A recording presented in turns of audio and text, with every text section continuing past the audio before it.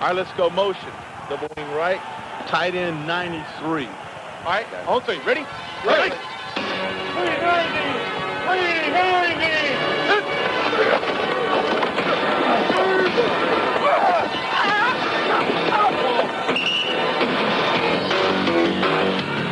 From CBS Radio Sports, this is the National Football League.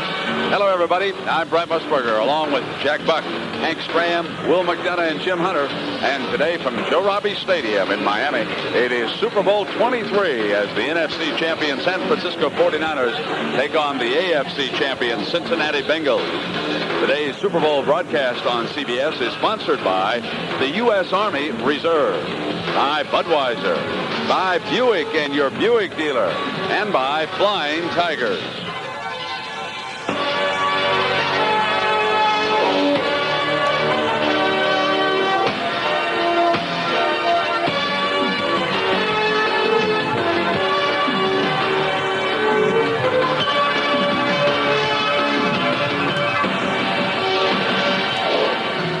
Well, our weather for Super Bowl 23 between San Francisco and Cincinnati is going to be absolutely ideal. Rained hard in South Florida earlier, but those storm clouds seem to have passed us by now. Clear as the sun begins to set here in the late afternoon. The pregame show festivities continue. Natural grass field here at Joe Robbie Stadium. First time the Super Bowl will have been played in this facility. There might be a factor with the wind. But right now, the flags in the end zone atop the uprights have gone rather limp. It was blowing stiffly when the players were out for their pregame warm-ups and practice kicking their field goals and extra points. However, right now, it is pretty much a windless scene down here on the field. Well, the 49ers made it to Super Bowl 23 with impressive victories over the Vikings and the Bears, especially from Joe Montana in the offense. Montana to Craig, and a big hole over the left side, and he breaks it. He may not be caught. He's to midfield, to the 40, to the 30. He will not be caught. There's another 49er touchdown. No. Taylor left. Jerry Rice is to the right. It is third down. The blitz is on. They pick it up. Montana throws to the sideline, and it's caught at the 40 of the Bears, and it might be a touchdown. Breaking loose down to the 20-yard line. All the way for the score, Jerry Rice, and San Francisco breaks on top. There are long snap count. Back to throw. Montana throws. Rice caught the ball. Touchdown again for the 49ers. They beat the blitz for the second time today. Well, against the Vikings and the Bears, Montana and Rice have hooked up for 5 touchdowns. Now, the San Francisco team comes in here with an average salary of $269,870 per man.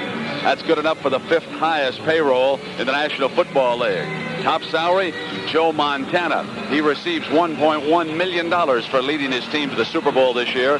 But next season, he jumps to $2 million. As for Boomer Esiason, he draws $1.2 million, and the Bengals average $232,000 a man. That's 18th highest. So we have got quite a contrast in payrolls.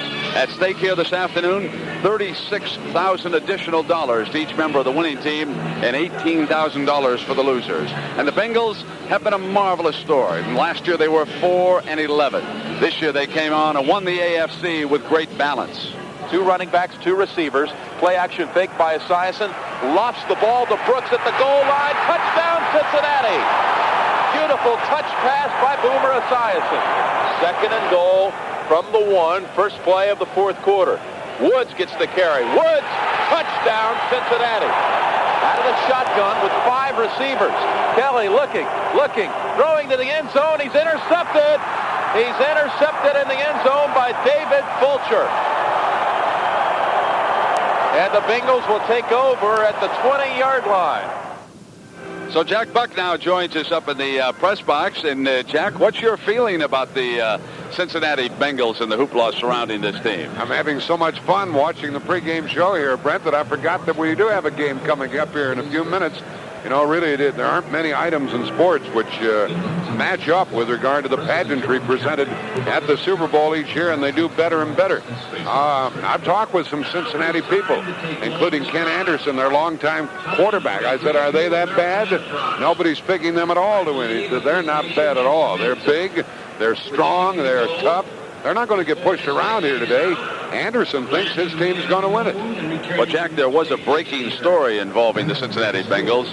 Last night, running back Stanley Wilson missed a couple of appointments. They went up and broke his door down and found him using cocaine again. He has been suspended for this game. And as of about 20 minutes ago, Bengal personnel still did not know where Wilson has disappeared to.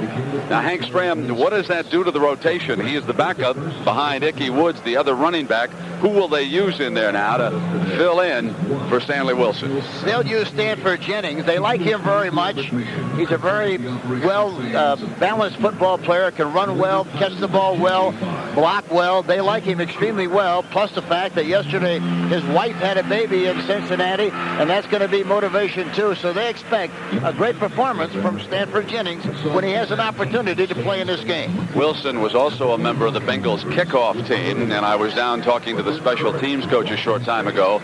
Mark Logan, another backup running back, will go into that spot. What concerns the Bengal coaches right now about the absence of Wilson is the fact that he may have been their best blocker in that backfield. And if they get a lead and they try to run the clock down, there's a feeling on the part of someone that they might miss his bulk in the backfield. As for Wilson and cocaine abuse, it should not surprise anyone. He's already a two-time loser, having been suspended twice. We're going to talk to Will McDonough a little bit later. We'll find out if Wilson indeed faces the death penalty. And we'll be back now in just a moment. Have you ever walked down a street strewn with garbage and wondered, why do people litter? Keep America Beautiful knows why. Their research says that people feel it's okay to litter where they think someone else will clean up after them and where litter is already accumulated. And they know that if you can get people to change their behavior, they'll stop littering. For information to write Keep America Beautiful, 9 West Broad Street, Stamford, Connecticut, 06902. Who keeps America beautiful? Beautiful people like you. A public service message of Keep America Beautiful. Hi, this is Barbara Eden. If you haven't had your eyes examined during the last 2 years, it's time for a checkup. And if you're over 35, make sure the exam includes a test for glaucoma. It's a simple procedure to measure the pressure inside the eye. Unchecked, glaucoma can lead to blindness. To guard against injury to the eyes, wear safety goggles when using tools, spraying insecticides or other hazardous materials, or playing risky sports. A reminder for good eyesight from the Will Rogers Institute, White Plains, New York. It's the 49ers against the Bengals, Super Bowl 23, coming your way from Miami. Today's pregame show on CBS Radio is sponsored by Saginaw Tilt Wheel. The San Francisco 49ers and the big concern all week long, the condition of wide receiver Jerry Rice's injured ankle. He injured the ankle again Monday afternoon in practice. I fought this ankle all year long, and I'm not going to let it get me down now. I might not have some of the movement that I had when I was healthy, but I feel like I still can get the job done. Jim Hunter is standing down on the field. Jim, Jerry came out and warmed up. How's he running, and how is he for the Super Bowl? Brent, he didn't look any different than he normally does. You can't tell if he's holding back because it is the warm-up, but he was running very well. I watched him as he walked off the field. His ankles are very heavily taped outside of his shoe. They may do that all the time anyway. It did appear that it was a little more on the side of the ankle where he was injured, but he walked off the field very well. That noise you hear in the background is not Jim Hunter's microphone. It's Rocket Man landing at the 27-yard line and saluting the crowd. Rocket Man's probably got the game ball tucked someplace. Jim, what about the conditions now of the playing field down there? George Toma, of course, the master groundskeeper from Kansas City, is there. How does it look for this Super Bowl? Well, Brent, the field is perfect. They had it covered until noon today. It did not receive any of the moisture, the heavy rains of the past 2 days here in Miami. And George says actually the field can use more moisture. He says they have some drain holes just in case a downpour does come. As I look out behind your broadcast booth, there is a dark cloud behind the stadium, but they say that the weather and the chance of rain is decreasing as the day goes on. All right, Jim, thank you, and we'll be back with more. But now, this word from Saginaw Tilt Wheel. Easy in, easy out. Easy's what it's all about. Easy to feel so good with your tilt wheel. Tilt wheel only costs $125 MSRP and has traditionally returned up to $100 at trade-in time according to leading used car guidebooks. In other words, for just pennies a day, you can have the comfort of 6-position tilt wheel steering. Tilt it low or tilt it high. Adjustable steering is the easy way to drive. Set it on. Tilt wheel, just set it where you want it. Tilt wheel, there ain't no doubt about it. Tilt wheel makes the driving easy on you. Easy in, easy out. Easy's what. Coach Sam Weish of the Cincinnati Bengals, his contract, too, up at the end of the year. Long shot possibility that when Bill Walsh calls it a career after this game, that Weish could wind up in San Francisco. That's a long shot. But you know, Sam, a story I read I found very fascinating, that you and your wife decided that regardless of what happened this year, this would be your last year as a head coach. Now, viewing your success, you're here at the Bowl. How do you feel about that right now? Well, the story was a little bit misrepresentative, because what happened was that during the course of the season, we had many nights that I'd come home, just like you do, I'm sure, lots of times, and said, Jeepers, I'm not sure this job's worth all the agony we're going through. And at one point, we just sat down together, and we said, well, let's just play this one out. Let's have a great year, work our tails off, and see if we can't go all the way to the Super Bowl. And when the season's over with, we'll make the decision, and we will know that we've finished doing the best we can. And if that option is appealing, we'll take it. And that would be, to try something else, make a career change. But you're right. Now that we're here in the Super Bowl and things are going well, this job's not so bad after all. Sam, what about the speculation involving Bill Walsh stepping out after today's game and you being a candidate to move in there with the 49ers? Well, I think that speculation comes from the fact that I started with the 49ers. I worked for Bill for 4 years. My first 4 years, he taught me the ropes, so to speak, early on. And we're very good friends, and the DeBartolo family and myself and my wife are good friends, and all those things lead to the speculation. But absolutely nothing's ever been said to me. I'm reading all of this in the paper. It's very flattering. I appreciate it, but we're happy in Cincinnati. We like the Brown family. We love the city of Cincinnati. I played for the Bengals for 3 years, my rookie first and second and third years, and I don't see anything happening, but makes for good copy, I guess. Sam, what are the keys to having turned the football team around? What happened to the Bengals this year? Nothing happened to the Bengals, and I think that's the answer. We didn't change anything. We said, let's go at it again, just as hard as we did last year. We're going to work the same way. We're not going to change our principles. We're not going to change our style of play. We're going to try it one more time. And, I think that I really have the feeling that about 20 teams in this league every year could probably be 8-8 or be 10 or 11 game winners. And it's generally 1, 2, or 3 plays a game that make the difference. Last year, all those 2 and 3 plays didn't happen for us. And this year they have. Basically, that's it. We stuck to it. The no-huddle offense, the controversy around the AFC Championship game. Was it a motivational tool for the Bengals? Had that sequence helped you during the year? And what about today? Well, that was our style. Our objection and our defense, of course, was that the Buffalo Bills had a style that got them there. The Bengals have a style that got us to the AFC Championship game, and we should be allowed to continue to use it. It was legal for 3.5 years. We hadn't just started it, and we've been doing it for 3.5 years. But there was a miscommunication, a misunderstanding, and that's been straightened out. It did affect our concentration, no question about that, prior to the ball game. But I, as a coach, and our coaching staff tried to use it as a motivational factor. We'll whip them anyway, kind of an attitude. And as it turned out, it did not affect the outcome of the game. Do you have any idea as to why the AFC has been dominated in the Super Bowl the last few years? They've played well in the regular season against the NFC, but they always seem to come up short in the Super Bowl. I don't have an answer for that, and I don't think that any of those games affect or should influence the favorite of the underdog in this ball game, and we're certainly the underdog. But we're 2 different teams. We're meeting each other under totally different circumstances than the other teams have in the last 4 years. I think probably it's just cyclical. It's coincidental that it happens to be all AFC down. Maybe in the next 4 years it'll reverse itself. Sam's size of an offensive line gives you an opportunity to control the line of scrimmage. San Francisco's defense may be the underrated part of that football team, although certainly coming out of the Chicago game, it received a lot of praise. Can you control the line of scrimmage against this 49er defense? I hope so. I think we can. We believe we can. We've got a big offensive line. We're not the biggest, but we're one of the bigger offensive lines in the game. We're well put together. Jim McNally does a great job as our line coach. Our guys really believe in each other. They've been together long enough to know each other in the interior line, and basically the offensive line is a team within a team. They have to make calls in there and do it themselves. If we can't control that part of the game, we won't have much of a chance to win. Sam Weish, the coach of the Cincinnati Bengals, he came out of the end zone, walking out of the Bengal locker room a short time ago, and he ran into his former employer, Bill Walsh. The two chatted in the end zone. Were they nervous? Not a bit. They just walked to the wrong sideline. Got to about midfield and realized it, and crossed over to where their players were.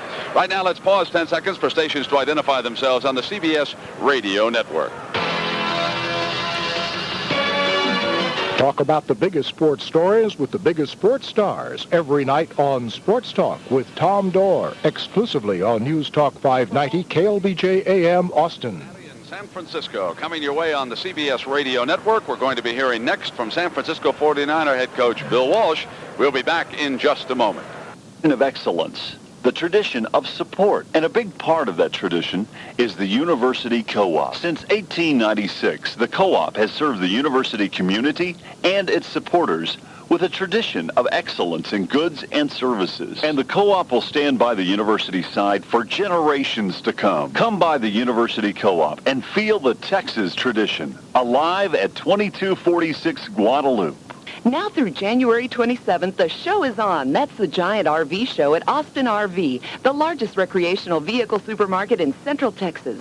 There'll be free hot dogs and Cokes for everyone, and you can register to win a free color TV. If you've been thinking about buying a recreational vehicle, now is the time to come to Austin RV with over 190 new and used vehicles on display and special financing in effect. Just take exit 221 off South IH-35 for the Giant RV Show at Austin RV. Just 10 minutes from downtown, Austin RV.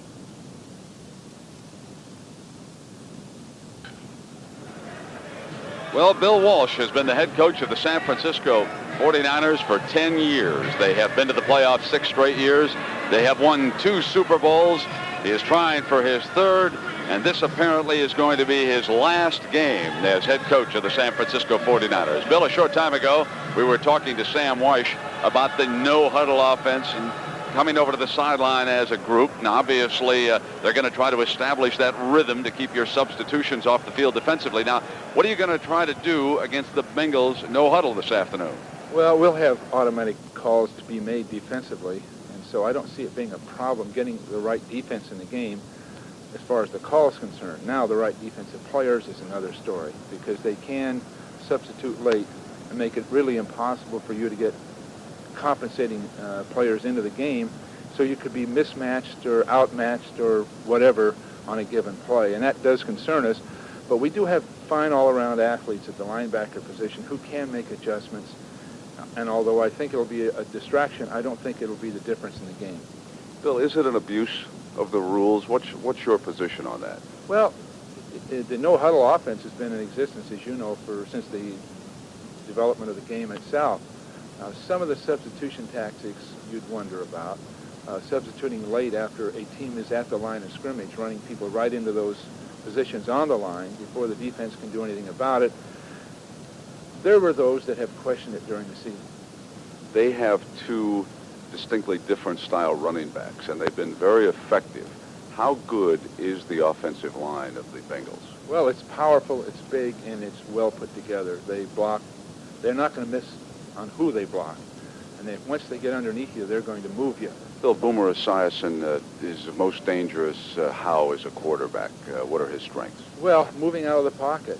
People have said if you can keep him in the pocket, you'll do much better. Once he starts running and then throwing, you get in real trouble. And of course, being left-handed, he goes out to his left. And so you have to account for that all the time. Now, that'd be easy enough to do, but they run the ball so effectively that you can't just predicate your defense on containing Esiason.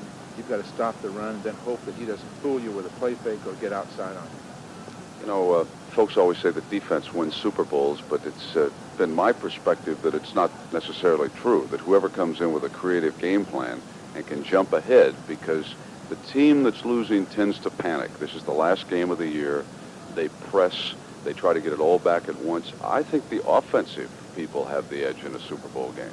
Well, there's a lot of truth to that. There are dominating defenses that make it impossible for you to do anything, but I don't think that's the case in this game, or most of them. I think defense gets you to the Super Bowl, but that one single game, your offensive game plan can make a dramatic difference. Now, you like to script out the early on plays, and we have a question here about Jerry Rice and exactly how close will he be to 100%. You probably would like to try to get him involved early, because the later you go with a wide receiver, sometimes he gets forgotten in a game. Well, that's right. He's going to have to make a certain number of plays in the first half and even the first quarter, and we'll just see what kind of lateral movement he'll have. I'd expect that he can run straight ahead, virtually full speed, but changing directions, carrying the ball, those sharp cuts on pass patterns could affect him, and we won't really know that until we're playing in the game. Bill, all the talk about this perhaps being your final game as a coach, how has it affected you? You might be going out in the field for the last time here this afternoon as a head coach. You must have some thoughts about that. Well, I do, but they just are outweighed, and there just isn't any way to give it any thought. I walked out of the Candlestick Park thinking that this last 2 games, thinking this could be your last game, Bill. Think about it.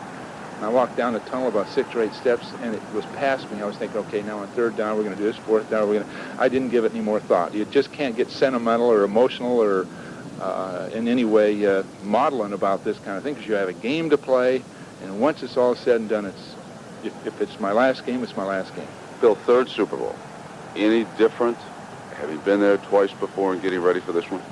Well, each time you go out there, you think, if we could just win this one, the hell with the rest of them. And I think that about every game nowadays. So in this case, if we could just win this one. So I guess the motivation's exactly the same. And a win in this one, and the San Francisco 49ers and Coach Bill Walsh certainly will go down as the team of the 80s, and Walsh can walk out with that record intact, headed for the Hall of Fame. Will McDonough is next. Right now, let's pause for this word. This bus is good for you. We're proud of the job you do.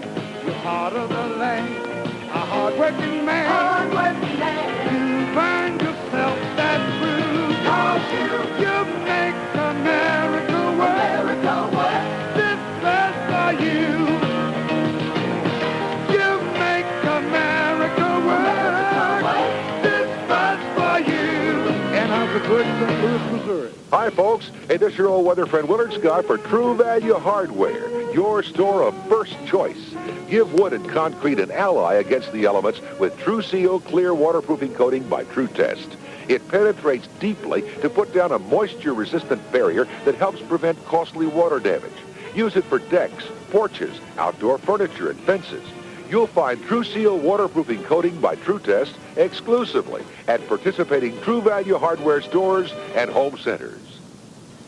30 seconds left, Coach. What's the next play? Huh? Hey, get him cough syrup. Typical lineman, all brawn, no brains. Here, Coach, try a Vicks throat drop with instant action. Its medicine works on contact, so you'll get cough relief. You know, like a cough syrup, only faster. Well, Coach? Punt. Punt? Get instant action. Get a Vicks throat drop. Use as directed. And for those other times when you need extra vitamin C, try a Vicks vitamin C drop.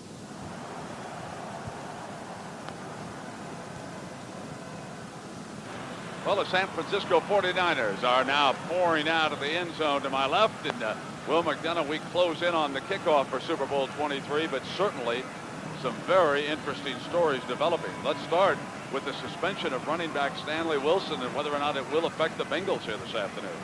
Well, I think that it's been said before that he is an excellent blocker, and they have used him on the goal line effectively this year, but I don't think it's a major blow, Brent.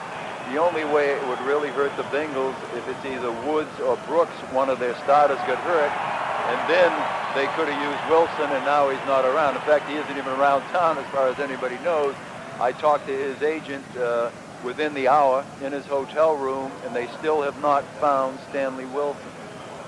Let's change the subject to the two quarterbacks. How do you compare Joe Montana and Boomer Esiason? Well, yeah, Montana, the big thing he'll have going for him in this game is he has been here before. He has done it before. He knows he can play well. He's been a double MVP. On the other side, Boomer doesn't know that. So I think it's very important for Esiason in the first quarter, or particularly in the first half of the game, to get off well to build some confidence. Will the 49ers react emotionally because this apparently is Walsh's last game as a coach? I don't think they're going to react in any way emotionally to that. I don't think they even think about it because there's still a chance, Brent, it's not his last game. Eddie DeBartolo, the owner, wants him to coach again. And what they're going to do is they're going to have a meeting in Monterey, California, starting this Wednesday, to decide what is going to happen. If Bill will coach out the last year of his contract next year. I don't think so. I think the settlement will be made that he will become the vice president in charge of football operations for the 4 or 5 year contract, and he will not coach anymore after today. Well, it's interesting what you said about Joe Montana, because he's been asked all week about whether or not the experience here in Super Bowls gives him an edge.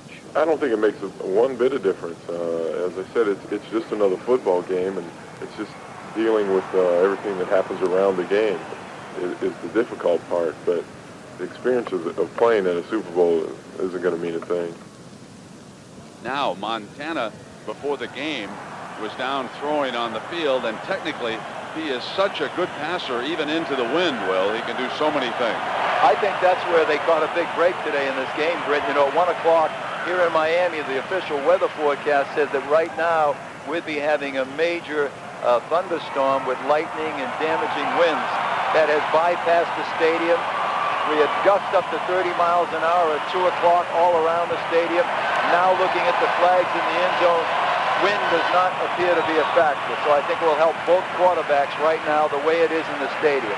Well, you know, Boomer Esiason has been passing less in their 2 playoff victories, but he can't say that the Bengal offense is any less productive. Whatever we're doing, we're winning with now, and I think that it would be silly for me to sit here and tell you that we're not being successful with what we're doing. And I remember in the beginning when our running game wasn't where we thought it should have been, we threw a little bit more and we won with that. So that is Boomer Esiason. Eddie Brown was missing against Buffalo, Will. They probably will try to establish something with their speedy outside wide receiver. Well, from what I understand they like to do, Brent, is they run Ickey Woods off tackle, off tackle, off tackle. They try to put you to sleep. And then Boomer's going to stick the play fake in there once in a while, and they try to hit Eddie Brown on a post down the middle. And I know San Francisco is very aware of this, and that Bill Walsh this week was concerned that his defense might get lulled to sleep and give up that big play to Eddie Brown. I will. You know, Randy Cross is playing his final game today. He's retiring after 13 seasons. This is his 3rd Super Bowl, and he's very proud of the results. From a satisfaction standpoint, this might be the best. Because of what we went through this season, because of how little I think a lot of people thought of us by mid-season. We were basically counted out by everybody but us. So that's one of the reasons I think the team's kind of kept a level head. We were down, I think, mood-wise so low and sort of banded together and ignored the negative press and the negative comments and negative feelings at that time, that now that we're doing well and everybody wants to tell us how good we're doing, we realize those comments are generally coming from the same people that, you know, that were starting to rebuild our franchise for us about 9 weeks ago. And Cross will anchor that offensive line today as he moves down to snap the ball. He will glance down at the defensive fronts of the Cincinnati Bengals, and he will make the adjustments. They have the 2nd-rated offense in the NFL, scoring 369 points, or an average of 23 points a game. But the Bengals are putting even more than that up on the board, 28 points per game. And we're going to be back to Joe Robbie Stadium in just a moment. Do you have a couch potato in the house? If so, you've got a ready candidate for a Cremette convert. Cremette provides high, lasting energy, and even though it tastes better than any munchies I've tried, Cremette pasta is still good for you. No salt, no cholesterol, just pure, complex carbohydrates, the kind the big boys on the tube eat to win. Next weekend, serve Cremette pasta any way you like it best. Who knows how much fun you and your Cremette convert will have watching TV with all that energy. For the past few years, there has been an increased effort among Texans to keep our highways and landscapes litter-free. Commercial Metals is committed to doing their part to contribute to Austin's cleanup efforts by offering a convenient place to take your usable scrap metal, and they'll even pay you cash for doing it. While you're there selling your old scrap, you can also look over Commercial Metals' selection of new and used steel. They're open 8 to 5 Monday through Friday, so call Commercial Metals, 442-2384. That's 442-2384. It's the San Francisco 49ers and the Cincinnati Bengals about ready to come your way on CBS Radio Super Bowl 23 from Joe Robbie Stadium in Miami. And just as soon as the San Francisco 49ers had eliminated Chicago in the NFC Championship game, they were established as a 7-point favorite. They have maintained that till today at kickoff. The 49ers coming in and trying to make it 5 straight wins for the NFC over the AFC. A year ago in San Diego, it was the domination by Doug Williams and the Washington Redskins, 35 points in the second quarter. And now as we prepare for this game, Billy Joel has moved out to midfield. And ladies and gentlemen, let's go down and join him for the national anthem. Can you see by the dawn's early light what so proudly we hailed at the twilight's last gleaming, whose broad stripes and bright stars through the perilous fight o'er the ramparts we watched were so gallantly streaming, and the rocket's red glare, the bombs bursting in air, gave proof through the night that our flag was still there. Oh, say does that star-spangled banner yet wave o'er the land of the free and the home of the brave?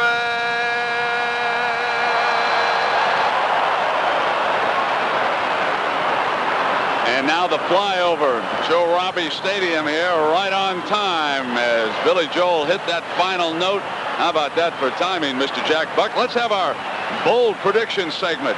Jack, let's start off with you. Who do you like in Super Bowl 23 and why? Well, first of all, I think the National Football League did another wonderful job in the pregame. We're looking forward to the halftime, and I like the chances of an upset here today. I'm picking Cincinnati straight up. Will McDonough, your feeling? I like San Francisco 27-17 because I think the defense generally wins this game, and they're going to put the best defensive team on the field today. Hank Stram.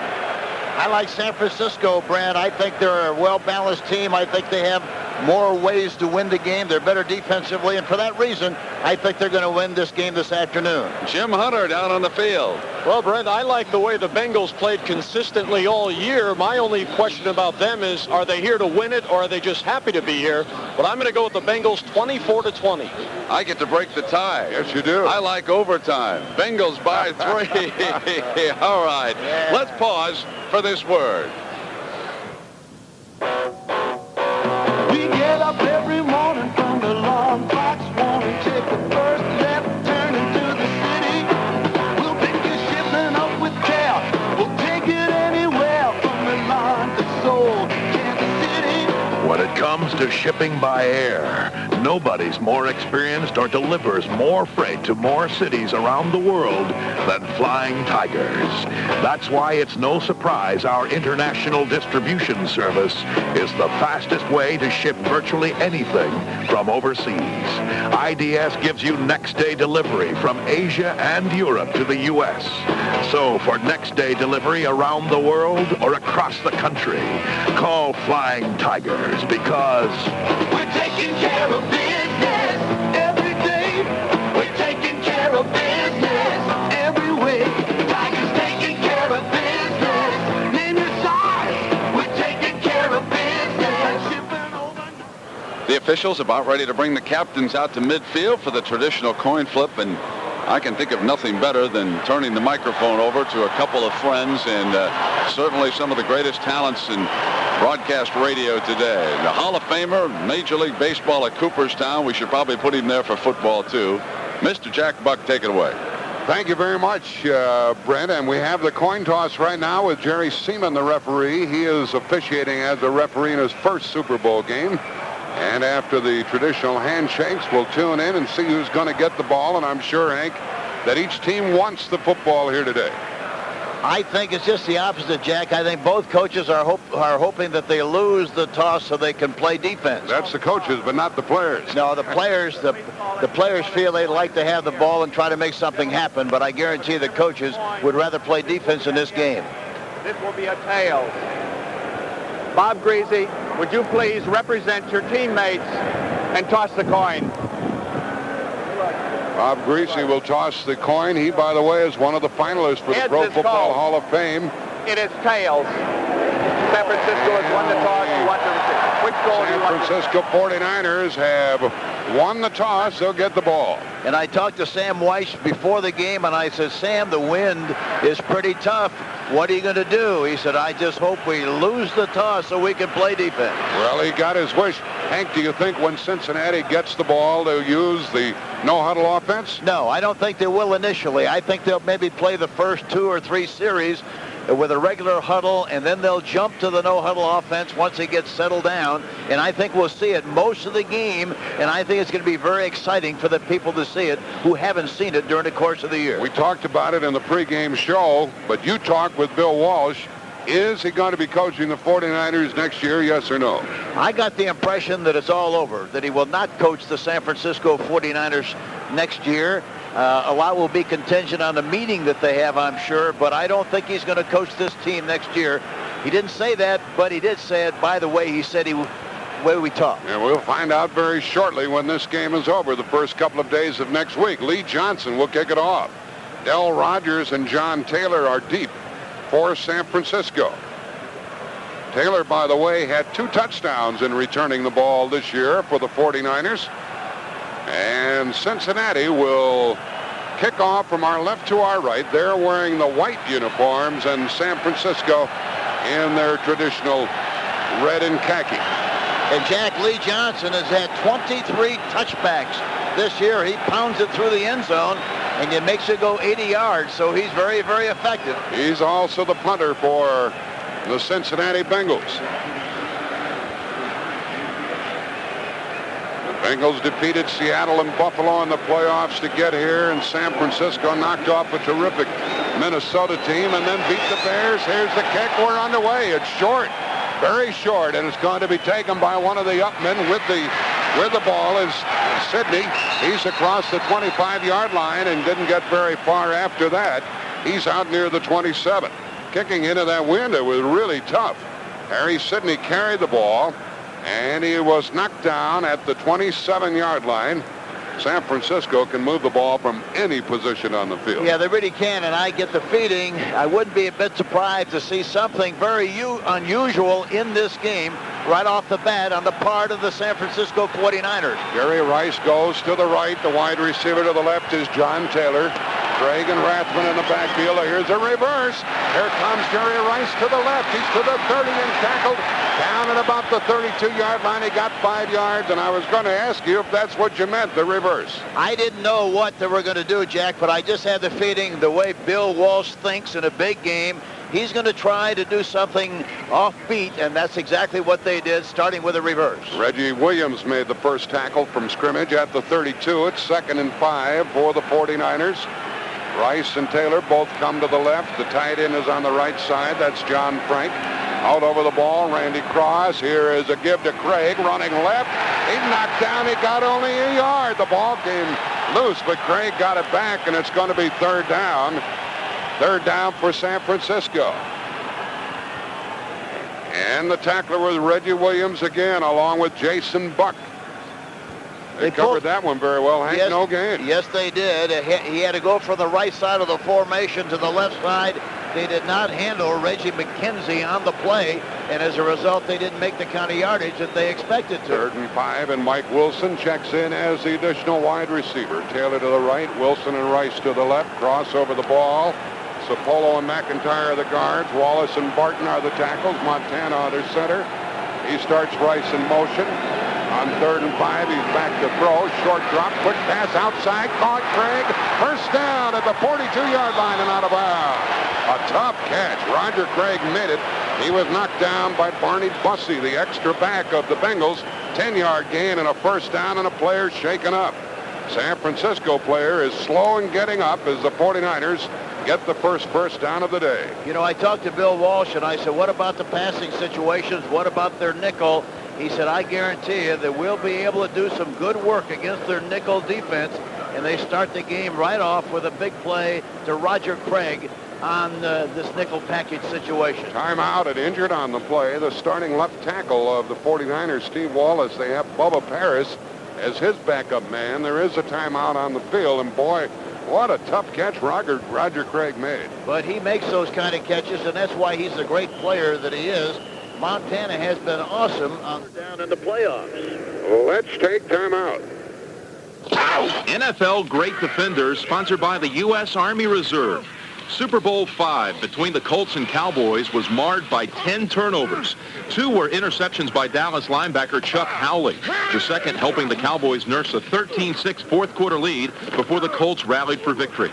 But Howley was named most valuable player, the first defensive player and the only player on a losing team to be so honored. Both marks of a truly great NFL defender. I'm Jim Nance with NFL Great Defenders, sponsored by the U.S. Army Reserve.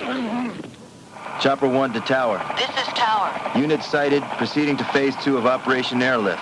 That wraps up our weekend training. Roger, Chopper 1. Get a change of pace without changing your lifestyle. Join the Army Reserve. After training, you usually serve 1 weekend a month and 2 weeks a year. But the experience lasts a lifetime.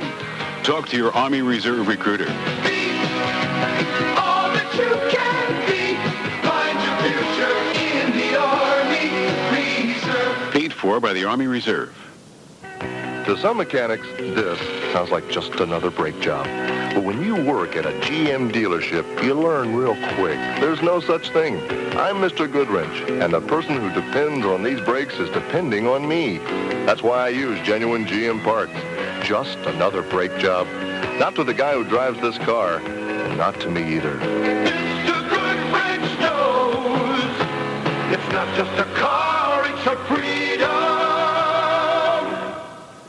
Starting left tackle of the 49ers, Steve Wallace, is in big pain, and he's going to be wheeled off of the playing field on a wheelchair, and he was hopping mad, Hank. He knew as soon as he was hit that he was hurt, and he's out of this game. And they like him very much. He's 6'4", 276, and his replacement, in all probability, will be Bubba Paris, number 77, who occupied the left tackle position as a regular for many years, and now he's swinging from right to left.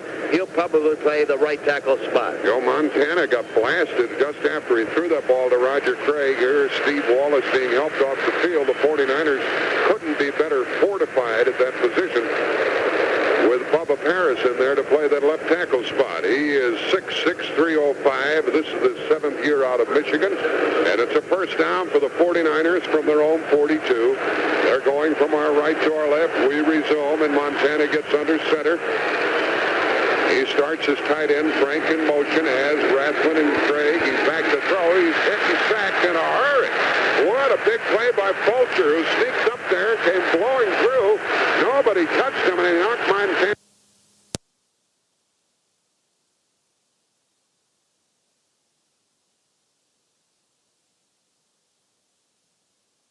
football player on the San Francisco team. That's going to make it 3rd and 3. Well, he's tough. You know, he's like a linebacker playing the safety position. He's 6'2", 216. Great anticipation, reads the offensive formations extremely well, and there is a great illustration of his recognizable ability of the offensive patterns. He came up there quickly with great anticipation and made the tackle. They're having a little trouble with the turf and the paint right at midfield, so the officials slowed it down. And now we are ready to go, and it's 3rd down and 3. Tight end Holman goes to the left side. Esiason gets under center and appears to change the play at the line of scrimmage. A heavy front is put up by the 49ers, inviting the Bengals to throw. Motion by Eddie Brown, and here's a give to Esiason running left. He gives the ball to Ickey, and he gets a first down. He's to the 45 and down inside of the 44. More punches are thrown by players. He was knocked down by Ronnie Lott, who always gives you a lot of animation out there. And brother, Mr. Ickey Woods has run the ball twice, and you could tell why he is one of the most sensational rookies to come along in a long time. He really is, and people sometimes don't realize how big he is. He's 6 foot even, weighs 232. They put him back there very deep so he can read the blocks like he would be in the I formation, and he is murdered. Two tight ends for the Bengals as Woods is the lone setback. They take Brooks out of the game. They might throw again on 1st and 10. Brown is wide to the right. The tight end Riggs goes in motion. Here's a give to Woods again over the left side, but not this time. Well, he did blow through there. And now here's Esiason throwing an incomplete forward pass after a terrific fake to Woods. And Rodney Holman dropped the ball, but they would have lost yardage on the play anyhow. Esiason made a great play, a great fake on the play. He faked me out. He had so much time back there, it was ridiculous, but he couldn't find anybody to throw the ball to. And by the time he tried to find somebody, it was too late. They recovered, realized he was going to try to throw the ball downfield, and made a good play defensively. We've played almost 6 minutes in this game. There is no score. 2nd down and 10 for the Bengals. They'll run here, Jack. They think they can make 5 or 6 yards on this kind of a situation to be in a good situation on 3rd down. On 2nd and 10 with Hillary in the lineup and Riggs in motion. Here's a give. Ickey Woods turns upfield. He gets inside the 40-yard line. He's down near the 38, and he did pick up 6 yards on the run. They do that a lot, don't they, Hank? 2nd and 10, and they run. Well, they just have so much confidence in that offensive line and the running ability of those backs, especially Ickey Woods, that on 2nd down they're not going to take any chances, and then they wind up with 3rd down and are in a good pass position or run position on 3rd. And it is 3rd down now, 3rd down and 5. They didn't go into the huddle as Esiason called the play at the line of scrimmage. Haley made that last tackle. It's 3rd down and 5 for the Bengals. They'll run again, I'll bet you, but they're in a position of run or throw here, which is a good situation. Tight end Holman on the left side. Woods the lone setback. Esiason, a short drop. He's going to throws, and it is incomplete. He made a bad toss to the wide receiver, Tim McGee, and it is 4th down. McGee had broken loose. He gets up limping a bit, and not a very good throw by Esiason. No, it wasn't, and I don't think he throws nearly as well, Jack, from the pocket as he does from play action and also from movement by design or escapability passes.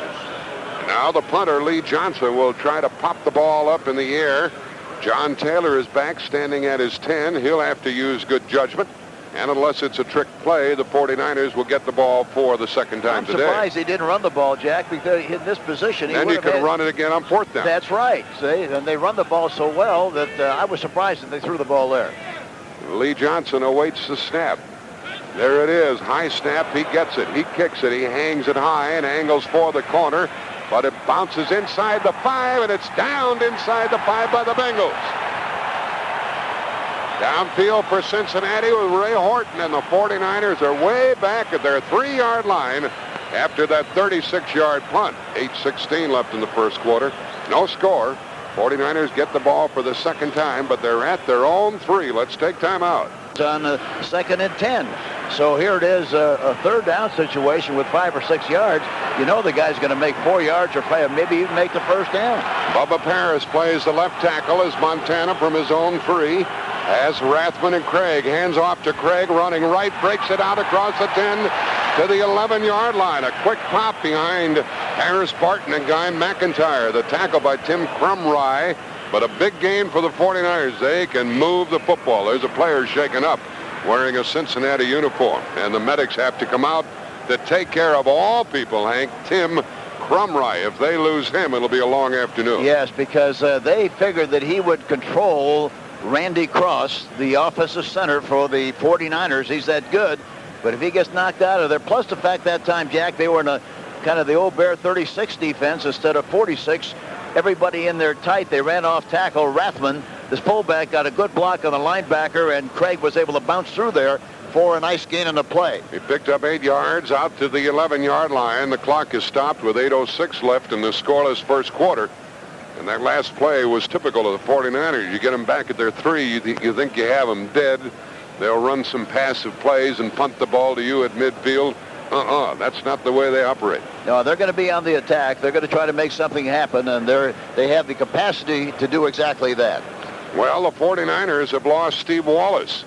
We don't know if he'll return for the day. Probably not. But with David Grant, the rookie, playing behind him, Tim Crumry, who is the leading tackler on the team, despite the fact he plays nose tackle, is going to have to be helped off the field.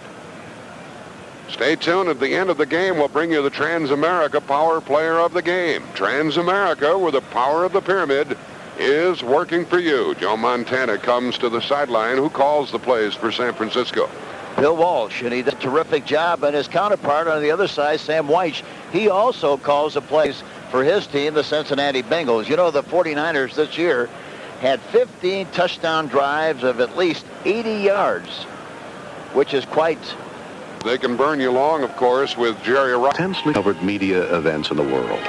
But perhaps their most important coverage came from one very unique building in San Francisco, the Transamerica Pyramid. Because every one of these events was insured by Transamerica Insurance. And if we could protect them, imagine what we could do for you, your family, or business. Transamerica, the power of the pyramid is working for you. Hank, the Cincinnati Bengals really don't have much size up front to start with Scow. And Buck, the rookie, David Grant, who's going to play that nose tackle spot now, is bigger than Crumry at 277. But they depend on their strength and speed rather than their size. Well, McClinton is not, he's 6'7", 275. Crumry, we mentioned, is 277. And Scow is 255, which is not very large, but he's very quick. They've had a lot of trouble with this grass field. It's this prescription turf here at Joe Robbie Stadium. Well, you know what happens? I'm surprised because normally a broken leg occurs on synthetic turf seemingly more often than on grass because the cleats get stuck. The traction is so good that sometimes that happens. I'm surprised that would happen on the natural grass of this great stadium here this afternoon. So each team has lost a superior player, and we're about ready to resume with the 49ers in possession at their own 11, second down and 2.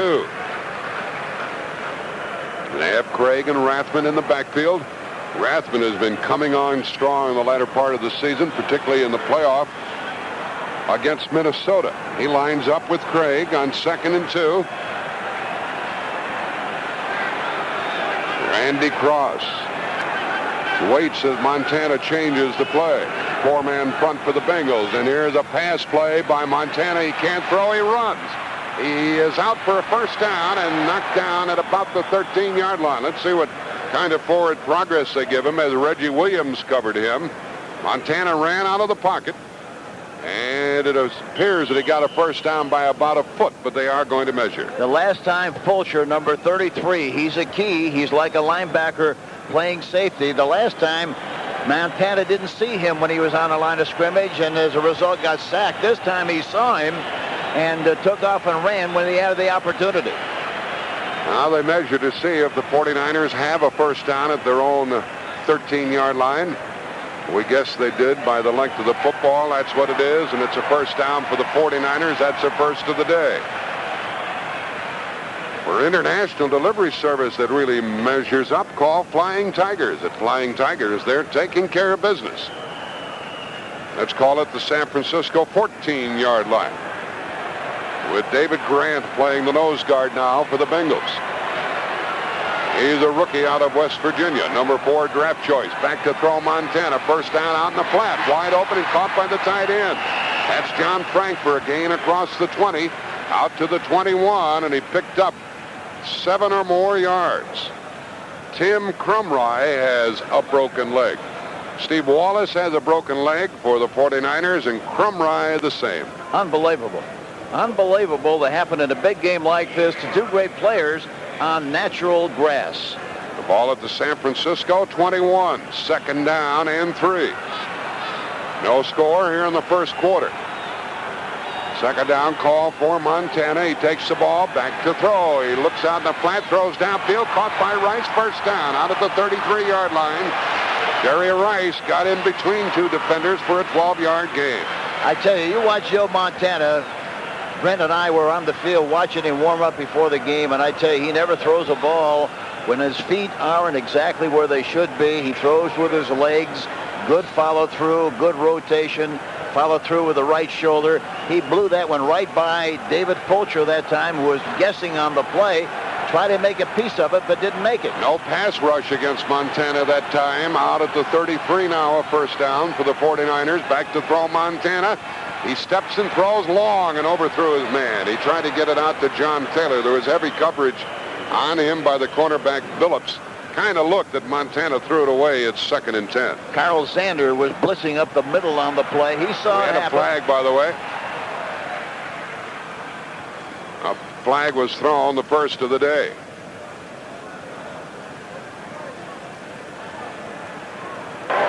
Personal foul, unnecessary roughness, roughing the passer, number 98, blow to the head, first down. Roughing the passer against David Grant, the rookie, a blow to the head of Joe Montana. So instead of a pass completion, a 15-yard penalty out to the San Francisco 48-yard line and a first down. They replay it here, and the fans didn't like the replay. Well, they hit him above the shoulder pads, hit him right in the head. It should have been a penalty, and that's why they called it. No question about it. He hit him right in the smush, right up above the shoulder pad. Here comes Craig running left, turning the corner, crosses midfield at the 45, and he is out of bounds inside the 45-yard line of Cincinnati before Solomon Wilcots got him. And don't forget, this drive by San Francisco started at their own 3. Craig got another 8. They're getting 8 yards on first down. But they have great patience, this team. They'll do whatever it takes. They're going to move the chains, and I think we'll see them run at Reggie McKenzie an awful lot. He's 6'1", 232, and I'm sure they feel they can do some work on him running to their left. Second down and 1 at the 42 of the Bengals. Montana calls the play, hands it off to Rathman. He gets a first down to the 40-yard line on a quick pop up the middle behind the center, Randy Cross. Tackled by Reggie Williams, who's been a busy tackler. Here's another San Francisco first down. Well, that was a sucker play. They pulled the left guard, Sapolo, and tried to give the ball to Rathman, hoping that the guy would chase him. He got in there just enough for the necessary yardage of the first down. So that's the 5th first down after starting at their own 3.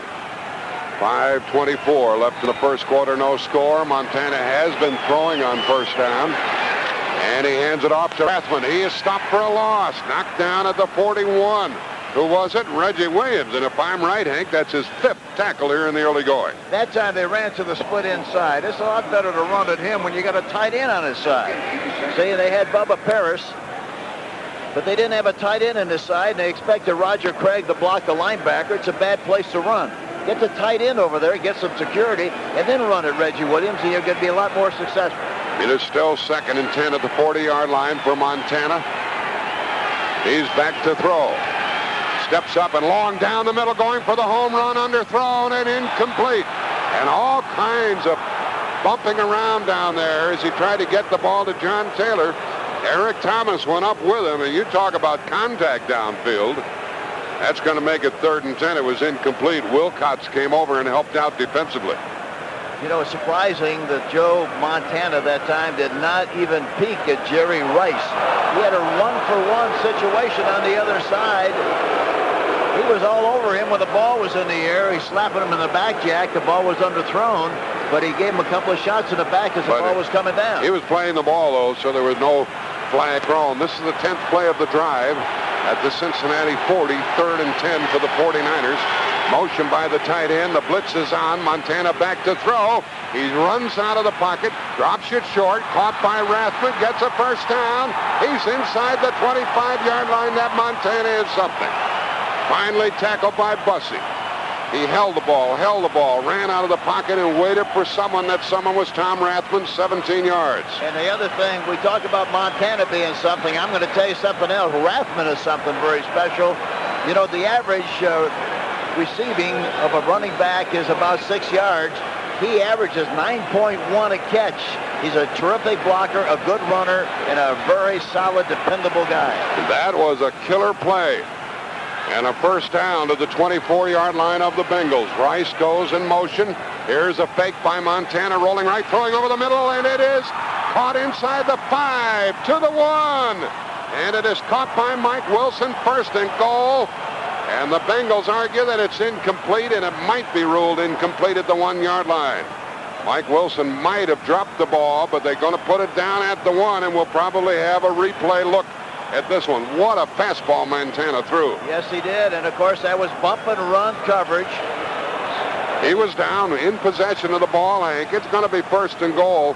They're going to look at this replay, but I think the play will stand. I think so, too. And Louis Phillips, number 24, got turned around on the play, and that's why he was open. So the pass went to Mike Wilson to the 2.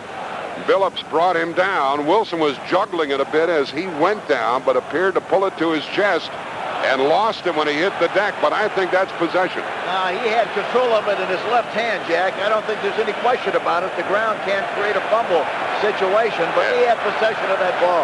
Yeah, we both agree. Let's see if we're right. They're looking at it at the replay. Chuck Heberling is the replay official up here in the booth.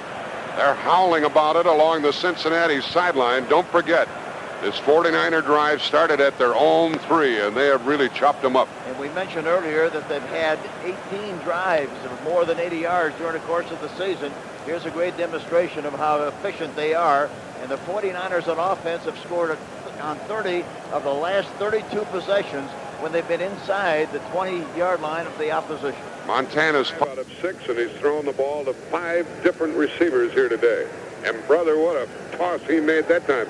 Wilson was slanting in from the right side. Montana got up on top. He threw a fastball, and even though it was juggled, it is apparently possession on the part of Mike Wilson, and a tough call for the replay official, but I think they're going to let him have it, Hank. Oh, I think they have to let him have it, and I think the other thing about the throw, Montana threw it right at the numbers. That time, any kind of a slant pass, you want to make sure you throw it for the next down. So, official ruled the pass was complete down by contact. After further review by instant replay, it is determined that he never controlled the ball. We have an incomplete pass. Lack of control is what they say, but I thought he had that ball clutched to his chest with his left hand. I did too. I thought he had it nailed in there, and I didn't think that there was any kind of a question about the call and about the control of the ball, but evidently there was. So it's second down and 10 at the Cincinnati 24. Montana sends Jerry Rice to the right. He comes in motion. Montana is back to throw. Short drop, quick pass off the hands of Craig. Incomplete, 3rd and 10. Little pop pass over the middle and incomplete. Too hot to handle. You know, interesting observation on the part of Sam Weiss before the game. I talked to him right out of the locker room before they went out for the pregame warm-up and talked about the plan. And he said, you know, I feel fantastic. I just feel calm and collected and as cool as I possibly could be about our defense. He said, I think we're going to play a terrifically outstanding game defensively. They take the tight end out and put in Mike Wilson as the 3rd wide receiver for the 49ers. 3rd and 10 at the Cincinnati 24. Motion by Wilson. Montana back to throw. They pick up the blitz. He rolls right. He rolls, runs, throws, incomplete. He wanted to try to run for the first down, saw that he couldn't do it, tried to get the ball very low to Jerry Rice, but it is 4th down, and into the game comes Mike Cofer to try a field goal. And Cofer this year on field goal on grass, this year 22 of 28 on a grass surface, which is 79%. And he's only been 5 of 10 artificial turf. Very surprising, but he kicks very much better on natural terrain. Cofer was with Cleveland briefly and also with New Orleans. He will try a 41-yard field goal. The holder is the punter, Helton. The snap from center is made. They get it down, and the kick is up, and it is good, and the 49ers lead with 3:14 left in the first quarter. 3-0, San Francisco, 41-yard field goal. Mike Cofer, let's pause for this word. Hi, Tom Bodette from Motel 6 with some advice for the commercial traveler. So you've got a meeting with Rod Underhill. You know old Rod. Always sets up those meetings close to lunch so you have to spring for it. Well, he's been doing that for years and isn't about to change any. So here's my advice. Come stay with us at Motel 6 the night before the meeting. Brush up on all those jokes he likes to hear and get a good night's sleep in a clean, comfortable room. With the free local phone calls and long-distance ones without a motel service charge, you can spend the next morning setting up more appointments. And since we've got the lowest prices of any national chain at Motel 6, you can take the money you save, meet Rod, and buy him some lunch. Well, then slug him on the shoulder a few times, tell him a couple of those jokes, and ink the deal. Because that's business, my friend, and some of us understand that. Well, I'm Tom Bodette from Motel 6. Keep a smile on your face now, and we'll leave the light on for you. Stanford Jennings back to get the kickoff, along with Ira Hillary. They're inside their 5. Cofer, who just kicked the field goal, will kick it off. Bengals will get the ball for the second time. This is a deep kick into the end zone. It will be downed by Jennings and come out to the 20-yard line. We might get some rain here, folks. The lights are on. We have some dark clouds well away from the stadium, but moving in this direction. Let's pause 10 seconds for stations to identify themselves on the CBS Radio Network.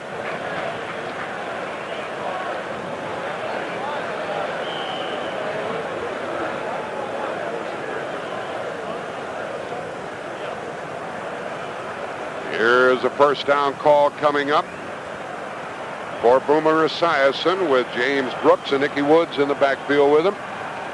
You remember he threw on first down the first time the Bengals had the ball. Long snap count. They start Woods in motion. Here is a give to Brooks. Finds a spot up the middle and ran right into a tackler at the 22-yard line. I think they have a very good blocking tight end, Rodney Holman, on the Cincinnati Bengal team. Some say the best blocking tight end in the game. Well, he is very good. He's very efficient, played his collegiate football at Tulane, and has done a terrifically outstanding job of that tight end position. Here's the hurry-up offense for the Bengals on 2nd down and 8 from their own 22. With Brooks and Woods, and Holman goes on a wing and now goes in motion. Now he sets up on the left side.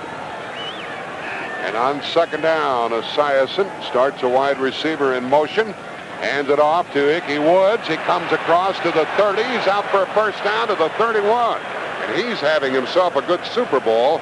He was tackled by Jeff Fuller.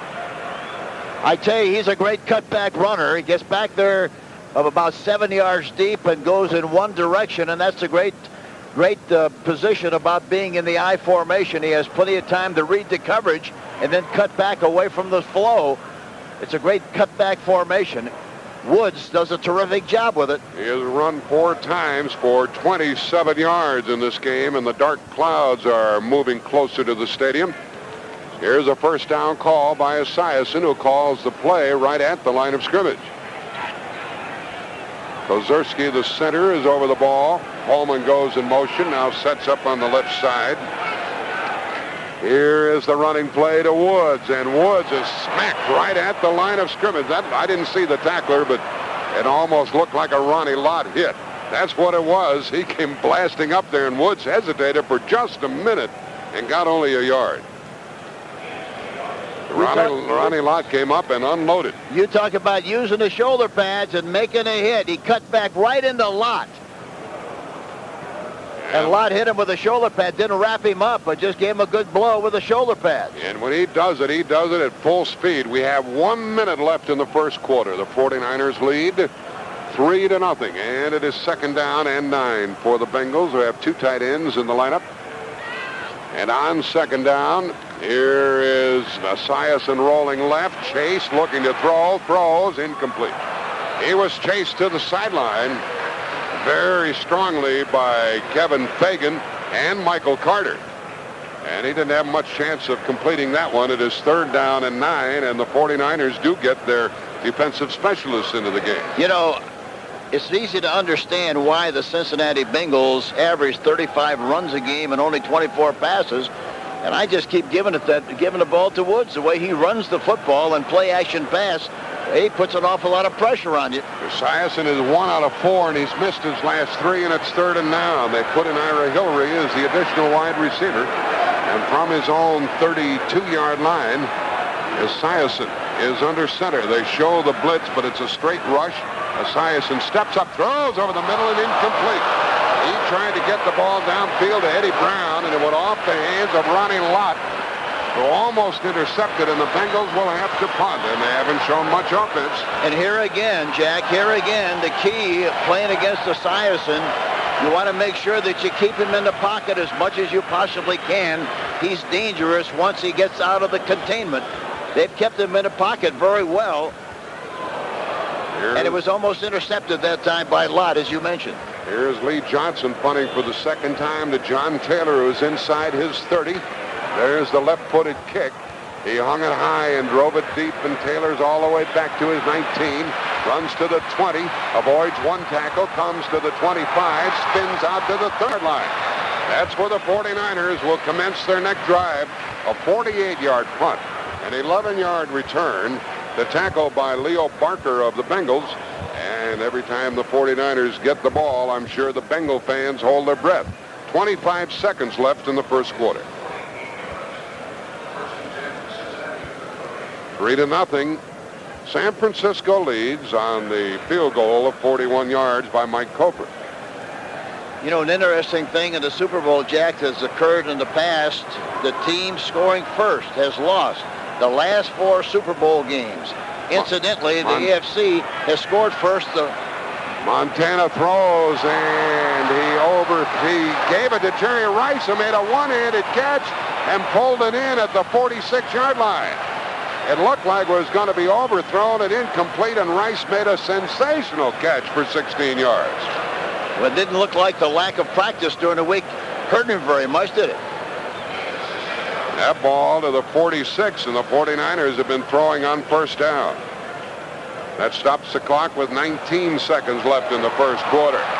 What a sensational grab by Jerry Rice. And not much of a pass rush by Cincinnati. Here's Montana with another pass, and he drops it off short. Caught by Craig, avoids the tackle. He is knocked down hard at the 46, but he got about 8 or 9 yards on that one. And it was David Fulcher with the tackle. Montana spraying it around and eating them up. That's going to mark the end of the first quarter. When we resume, San Francisco will have the ball at the Cincinnati 46, 2nd down and 2. The end of the first quarter, the 49ers lead 3-0. Let's pause for this word. Hi, Joey Suzu in my mobile daycare center. Yes, I use my versatile Trooper to teach my kids about life. Its enormous seating space makes it perfect for field trips. Today, we're going to the zoo. Yay! With the Trooper's 4-wheel drive, we'll take a shortcut over that mountain. Yay! Act now. Generous factory-to-dealer incentives could make this the best time to buy an Isuzu Trooper. Well, kids, here we are. This isn't the zoo, it's the dentist's office. Oh, well, that's life. You liar! The sound of football, translated by Campbell's Chunky Soup. I'm so hungry I could tear your head off. Brunsky better not have eaten that last can of Chunky or I'll get him. My stomach growls one more time in this defensive donkey's history.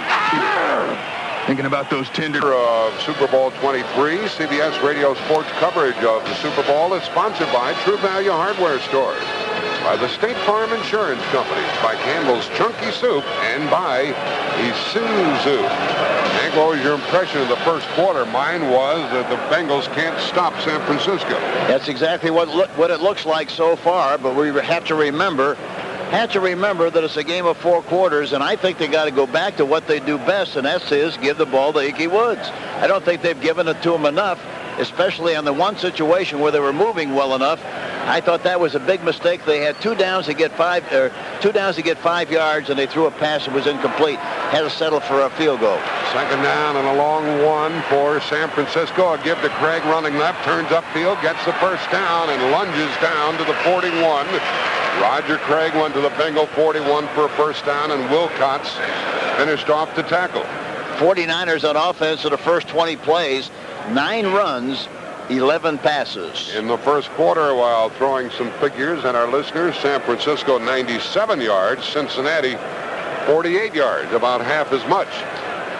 Another first down call for Montana with Wilson to the left and Jerry Rice to the right. Montana back to throw. He looks and hears it out long for Rice, wide open, caught it inside the 15, and he is out of bounds near the 10. And how in the world he got loose, I don't know. By the time the free safety came over, Rice had caught the ball right outside the 10-yard line. Solomon Wilcox did not see the ball whatsoever. He was rushing over to try to help with the coverage. Never saw the ball at all, and that's why Rice was able to make the catch. Look at, he never looked at the ball, never saw the ball, just tried to make the play after the ball was caught. Rice got all alone out in the flat and down the sideline. First and goal at the 10 for the 49ers. Here's a give to Rathman, and he is hit and lunges forward for a yard. Rathman went to the 9-yard line, and it's second and goal from there. He ran into the arms of Reggie Williams. A half dozen tackles for Reggie Williams in this game. Montana's 7 out of 11, and Rice has caught 3. Looks like the Bengals are reeling, Hank. Yeah, they really are. They've got good rhythm, good flow. They're playing with a great deal of confidence and poise. Second down and goal from the 9-yard line. Craig, the only man in the backfield. They use 2 tight ends. Here's Montana rolling left on the bootleg throws and incomplete. He tried to get the ball to the tight end, Frank, in the end zone. Bootlegging left, but he was pretty well covered by Jason Buck, who stayed right after the quarterback, and it's third and goal. The Bengals will be happy to make the 49ers settle for another field goal. Well, I'm sure they were happy the last time it happened. They'll be very, very happy if it happens again. But Buck that time really didn't take the fake of the play action and was out there in hot pursuit on Joe Montana. Terry Greer checks in as the third wide receiver now for San Francisco. He goes to the left along with Taylor. Rice is to the right. There are 4 wide receivers. Here's a running play up the middle to Rathman. He is tackled at the 1. Rathman on a draw play. Darn near it got in. That's one of your favorite plays, Hank. Yeah, it really is, because everybody spread. They were a 4-man line. Nobody in the middle. It's a perfect call for that kind of a defensive alignment. They're a yard and a half away, and apparently the Bengals stopped them short, and it looks like the 49ers are going to go for the touchdown on 4th down. That's what's going to happen on 4th down this year. San Francisco is 5 out of 10.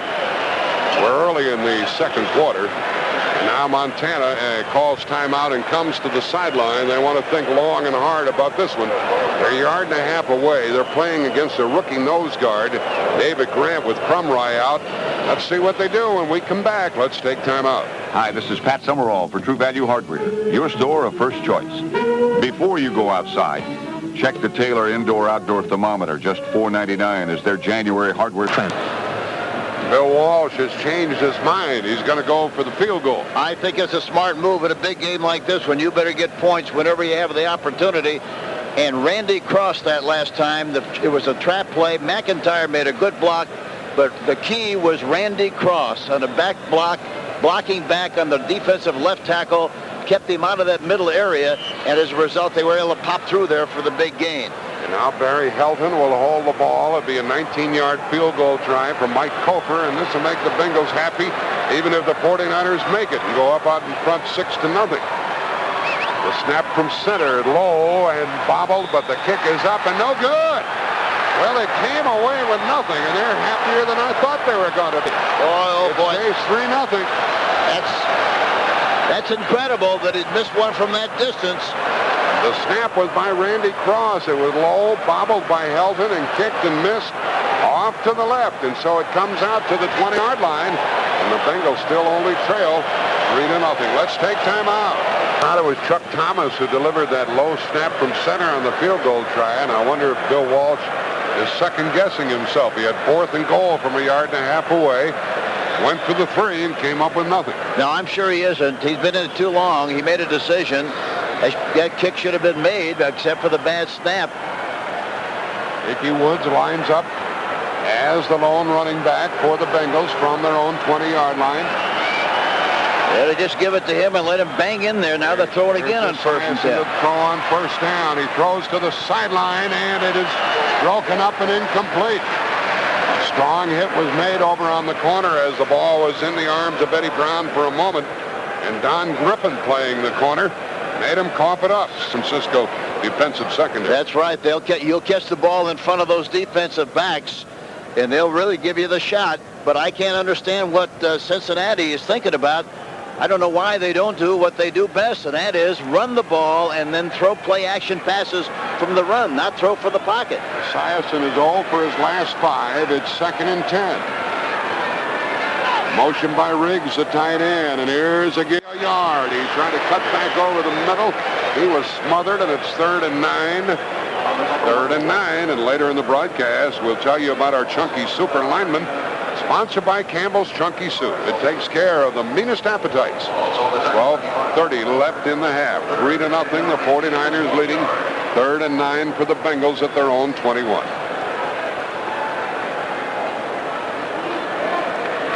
And this is a very, very quick defensive line of the 49ers. Hollingsworth is into the game as the additional wide receiver for the Bengals.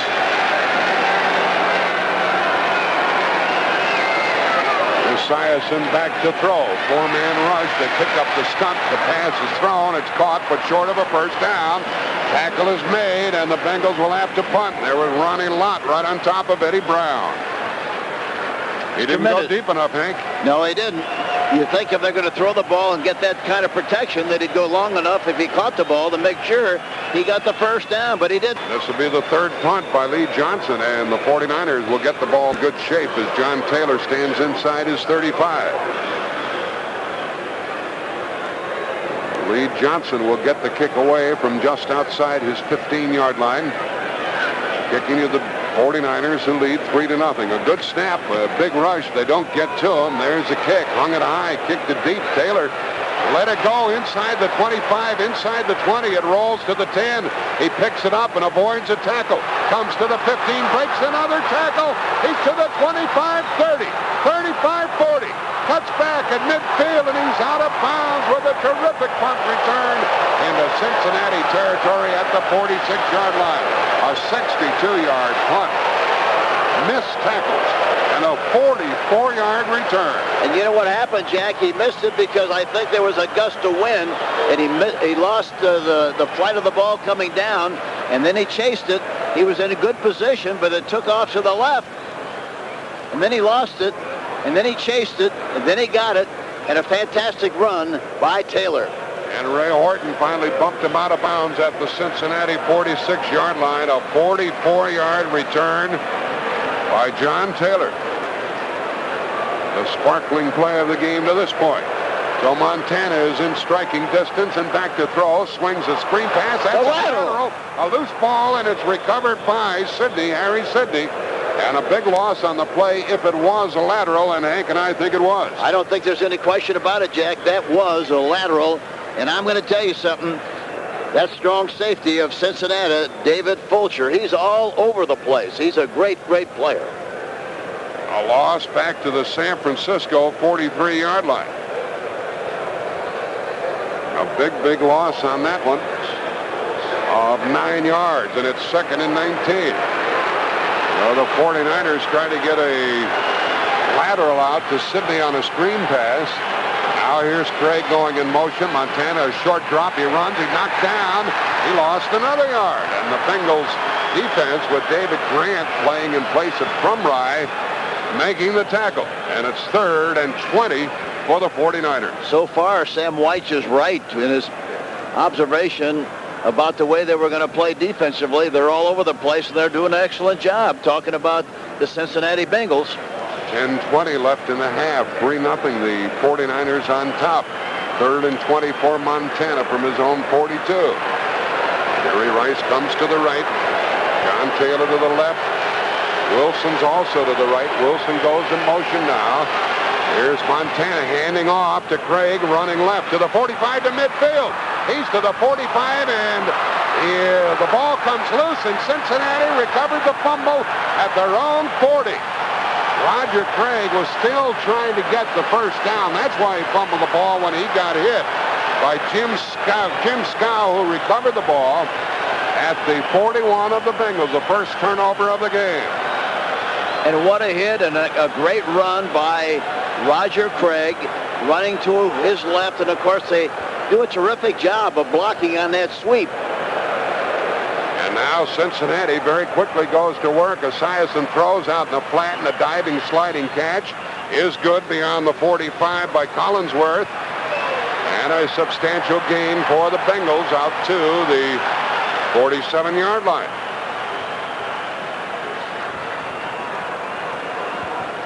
A pickup of 6, and it is 2nd down and 4. 9.5 left in the half. Bengals just got a turnover. Esiason calls the play at the line of scrimmage. 2nd down as Brooks and Woods in the backfield. Here's a give to Brooks running right. He gets a first down and inside the 45. Up San Francisco. He's down near the 42 before Ronnie Lott tackled him. A 10-yard gain, and now the Bengals have some semblance of a drive going. Yeah, look out. Once they realize they ought to be running the football, and not only to the left but to the right, just run the football with Woods. This could be trouble for the 49ers. 49ers lead 3-0 with 8:45 left in the half. Having recovered a fumble a moment ago, the Bengals have picked up a first down. They're at the San Francisco 43, going from our right to our left. They have Woods in the backfield. Esiason under center, and he's back to throw on first down. He looks and throws over the middle. Incomplete. He threw it into coverage. Believe me, folks, there is one receiver out there. That was Tim McGee, and there were 5 49ers right with him. And the 49ers, Jack, are disregarding the no-huddle offense. They are just playing with 4 defensive linemen, 3 linebackers, and 4 defensive backs when they're playing against the no-huddle offense.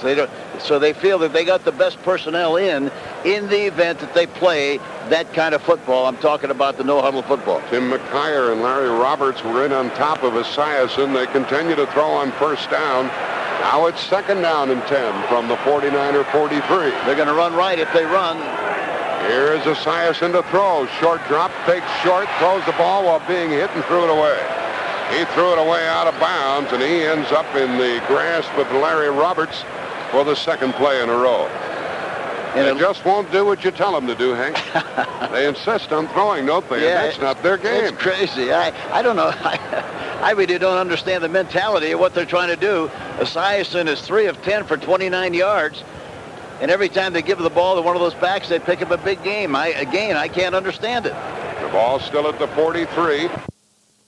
The blitz is on, and he is shaken up and tackled at midfield. Knocked down by 3 49ers. They came racing in on the blitz with the rookie Greg Cox, and he really jammed up the play. Roberts also got good penetration, stopped him from trying to roll, got help from the backside, and that's a great way to make containment, provide containment against the rollout. Good pressure from the backside and also front side. Now it's John Taylor back to get the punt. He showed you how dangerous he was a while ago. Lee Johnson, the left-footed kicker, will boot the ball. This is his 4th punt here in the first half. 8 minutes left in the half. There's the kick. He hangs it high. The coverage is not very good. Fair catch called for and taken at the 10-yard line, and you can tell that Taylor's having trouble with the left-footed punts of Lee Johnson. That was a 39-yard kick, no return. 7:52 left in the half. 49ers have fumbled the last time they had it. Have it now at their own 11, and the 49ers lead 3-0. Let's take time out. I'd like to thank all of you for tuning us in on CBS Radio this evening. A particular hello to the ladies and gentlemen tuned in on Armed Forces Radio. And Hank, if I could have a personal note, a hello to my brother Frank, who suffered a stroke in Cleveland this last week. He's tuned in to us this evening, and we wish him our best. We sure do. Here we go at the 11 for the 49ers. First down with Craig and Rathman. Montana hands it off to Craig, running right, cuts back, no gain. And the Cincinnati Bengal defense is swarming. We might see some more reverses later on, Hank, although not down at this end of the field. Yeah, they're chasing, and some more bootlegs, too, Jack. They tried one and didn't succeed. Bootleg meaning that they're going to fake the ball to one side, and the quarterback would keep it, roll to the opposite side, and try to throw a pass to the tight end or somebody breaking across the middle. David Fulcher made that last tackle, 2nd and 10. Rice is to the right. A lot of eyes are on him. Montana back to throw. Throws left, and it's incomplete and off the hands of Craig.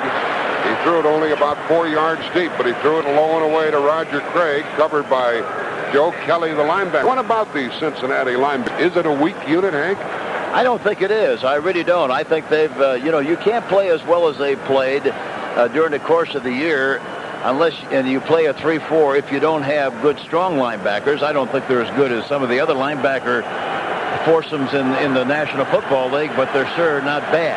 Bengals trying to stop the 49ers on 3rd down and 10 from the San Francisco 11. They're 2 out of 6 on 3rd down. Montana to throw. He throws short. It's caught by Craig. Turns upfield and tackled short of a first down by about a yard, I think. They swarm to the tackle, and let's see what kind of forward progress they give Roger Craig. He knew how far he had to go, Hank. Yeah, he was trying to stretch it out and get as much out of the play as he possibly could to get the first down, but it's going to be questionable. Out near the 20-yard line of San Francisco. They're going to measure again. It was my initial guess that they were short, but they're going to bring the sideline markers in. For international delivery service that really measures up, called Flying Tigers. The Flying Tigers, they're taking care of business. Did Craig get the first down? They made it. He did by half the length of the football. He knew where he had to go. And a first down it is. The last effort made the difference. Well, there was a key play on 3rd and 10. They cleared everybody out. Rice and the others took the defenders deep. They threw underneath to Craig, and now Taylor comes right, and Rice goes to the left, and a first down call for Montana. 6:45 left in the half. Craig running right. Comes to a standstill, and he's knocked down for a loss by Fulcher. Say what you said about him earlier, Hank, all over the place. He is murdered. I tell you have to do something to try to get him out of the game as far as getting him aside on a one-on-one and then do business, get him out of that safety position. He's all over the place. A great football player. Let's pause 10 seconds for stations to identify themselves on the CBS Radio Network.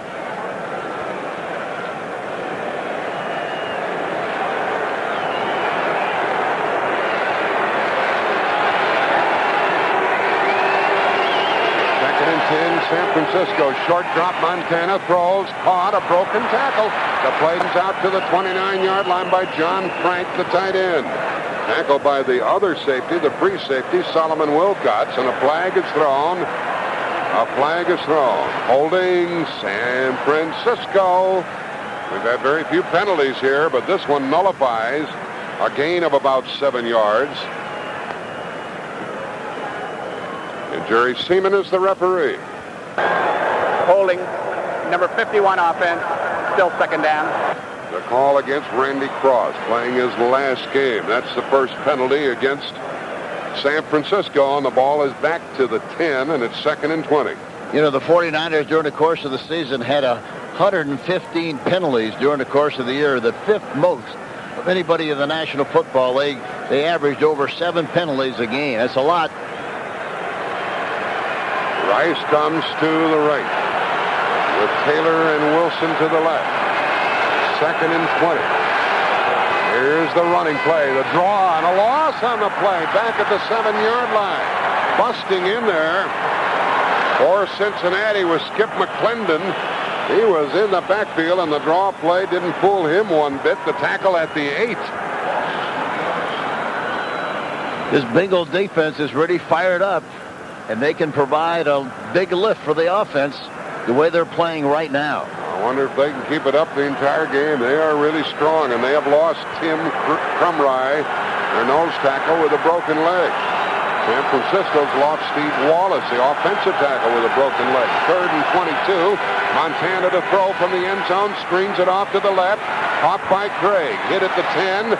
Flags go down, and he is tackled at about the 13-yard line. That might have been a face mask, but the Bengals think it's a penalty against San Francisco. Jerry Bergman, one of the officials, says it's against San Francisco. Interference, but the penalty will be declined, and the 49ers will punt. That was an ugly series for the 49ers, Jack. Yeah, it really was. Usually they... Pass interference, number 61 offense, blocking downfield prior to the pass being thrown. Penalty decline, 4th down. Sapolo, who played at Hawaii, was the culprit. Penalty decline. 49ers will punt, and Sapolo reminds me that we'll be at Aloha Stadium next Sunday. Looking forward to that, Jack. A tough assignment. It's the best in the AFC, the best of the NFC. Brent Musburger's pregame show is sponsored by Saginaw Tilt Wheel. And next Sunday, 7:45 Eastern Time from Honolulu. Barry Helton is punting to Ira Hillary, who is inside his 45. Second punt by the 49ers. 4:18 left in the half. 3-0 San Francisco. Helton really kicked it high out in midfield, and it's caught at the 49 and returned to the 45, 44-yard line by Horton. Horton took a chance, but he returned for 7 yards down to the San Francisco 43. So the Bengals trailing only 3-0 in a spot to strike again. A 37-yard punt, a 5-yard return. Jack, right now, they better get organized and do what they do best. If we keep harping on the thing, they got to run the ball or throw a play-action pass. Those are the two things they do best, and they haven't done it enough so far in this game. And it is Brooks in the backfield along with Ickey Woods. Ickey's first name is Elbert. He prefers Ickey. Here's the first down call by Esiason. And here is a give to Ickey Woods, and he is down to the 41-yard line. Hank, the San Francisco defense are really stacking it up on the line of scrimmage, and they're almost forcing the Bengals to throw the ball on first down. But you say still they should run it. Well, they should run it. They've got to Jack, run the ball off tackle some. They're very tight inside. I think they can run off tackle some, and they haven't tried to get outside hardly at all. And if they break it off tackle, he'll go, won't he? Yes, he will. It's 2nd down and 7 for the Bengals at the 41 of San Francisco. Here is a fake, and Esiason rolling left. He throws. It's open. It's caught inside the 25. That's a first down to Tim McGee. He made a diving catch at the 23, a 19-yard game. Play action, eh? That's it. Play action. And again, that's what they do best. Run the ball and play action. If they're going to get up there that tight, then the play action pass ought to be perfect. And it was that time. They were very tight, but he got wide open on the play, and as a result, come up with a big gain. Now the Bengals are already within field goal range, which would tie this game. 2:55, clock running, left in the half. 3-0 49ers, who realize now they've got a problem here today. It's not automatic. Ira Hillary goes to the right. It's Brooks and Woods in the backfield. Esiason with a first down call at the 23. He starts Woods in motion. He delays it to Brooks. He runs outside. He cuts down to the 20, and he got free. 2nd and 7, Bengals. Tackled by Kevin Fagan.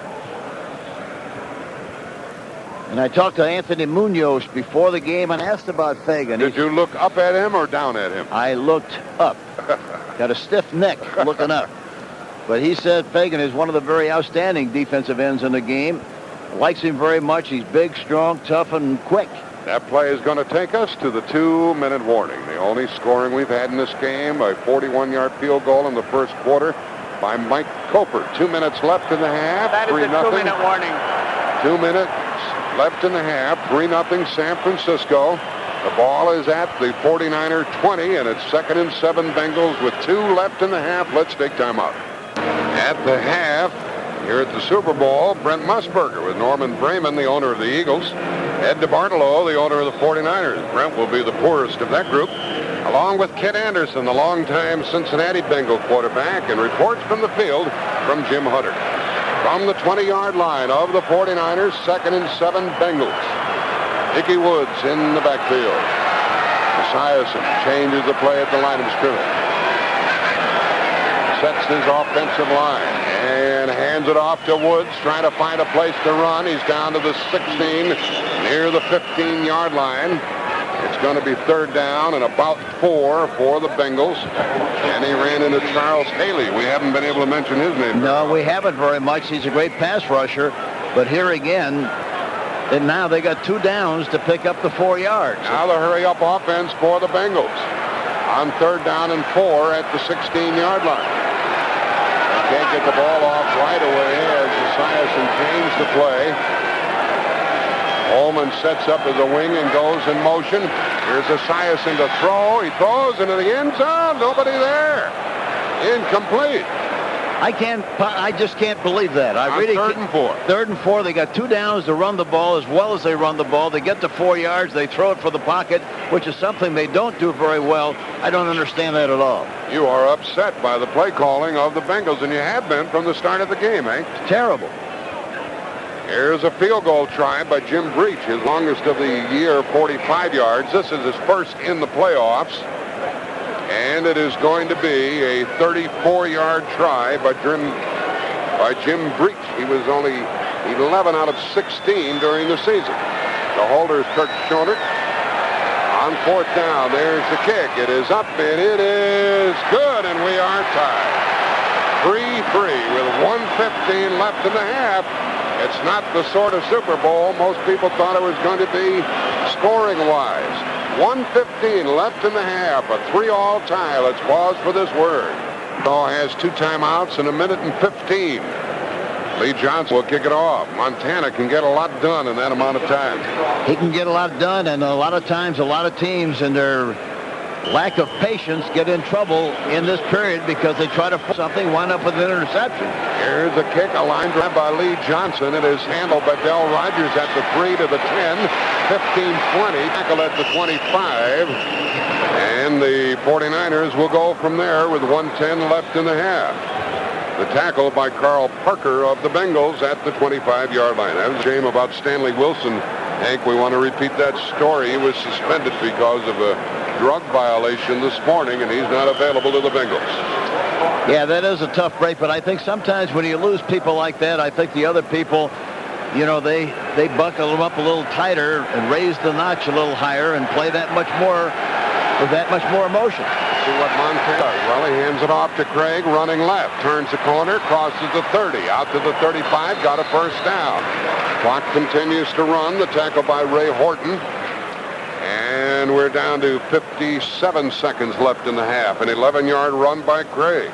We got a good block that time on number 53, Leo Barker, the linebacker. They got him in good shape, and that's why they were able to make yardage. Here's another 1st down call and a pass play, this time out in the flat, caught by Craig, and a tackle, and the ball was coughed up by Craig, stopping the clock with 41 seconds left in the half, and Barney Bussey made a big hit on the 49er receiver. 2nd down and 10. This score is 3-3. I bet the people who bet the over are squirming now. I'm glad I don't get involved. 3-3 the score. From the 36-yard line. 2nd and 10, San Francisco. Back to throw Montana. He's chased, he's hit, he's rushed, he's knocked down at the 31 and sacked for the 3rd time. And now the Bengals stop the clock with 36 seconds left in the half and a 3rd down play coming up. It was Jason Buck along with David Grant in on top of Montana. I'll tell you one thing, Jack, the personality of this game has changed from the very beginning. It looked like the 49ers were on a roll, and now they're struggling and having a tough time making anything happen offensively. The ball at the San Francisco 31. This broadcast presented by authority of the National Football League, intended for the enjoyment of our listening audience. Any rebroadcast or other use of this broadcast without the express written consent of the National Football League is prohibited. 3rd down and 14 for the 49ers. They might try to air it out to Jerry Rice. They really haven't thrown the ball deep all day, have they? No, they haven't thrown it vertically at all, hardly. And the other thing that's very noticeable, they haven't moved the pocket very much, and that's what Joe does so well. Play action, move the pocket, especially when he rolls to his right.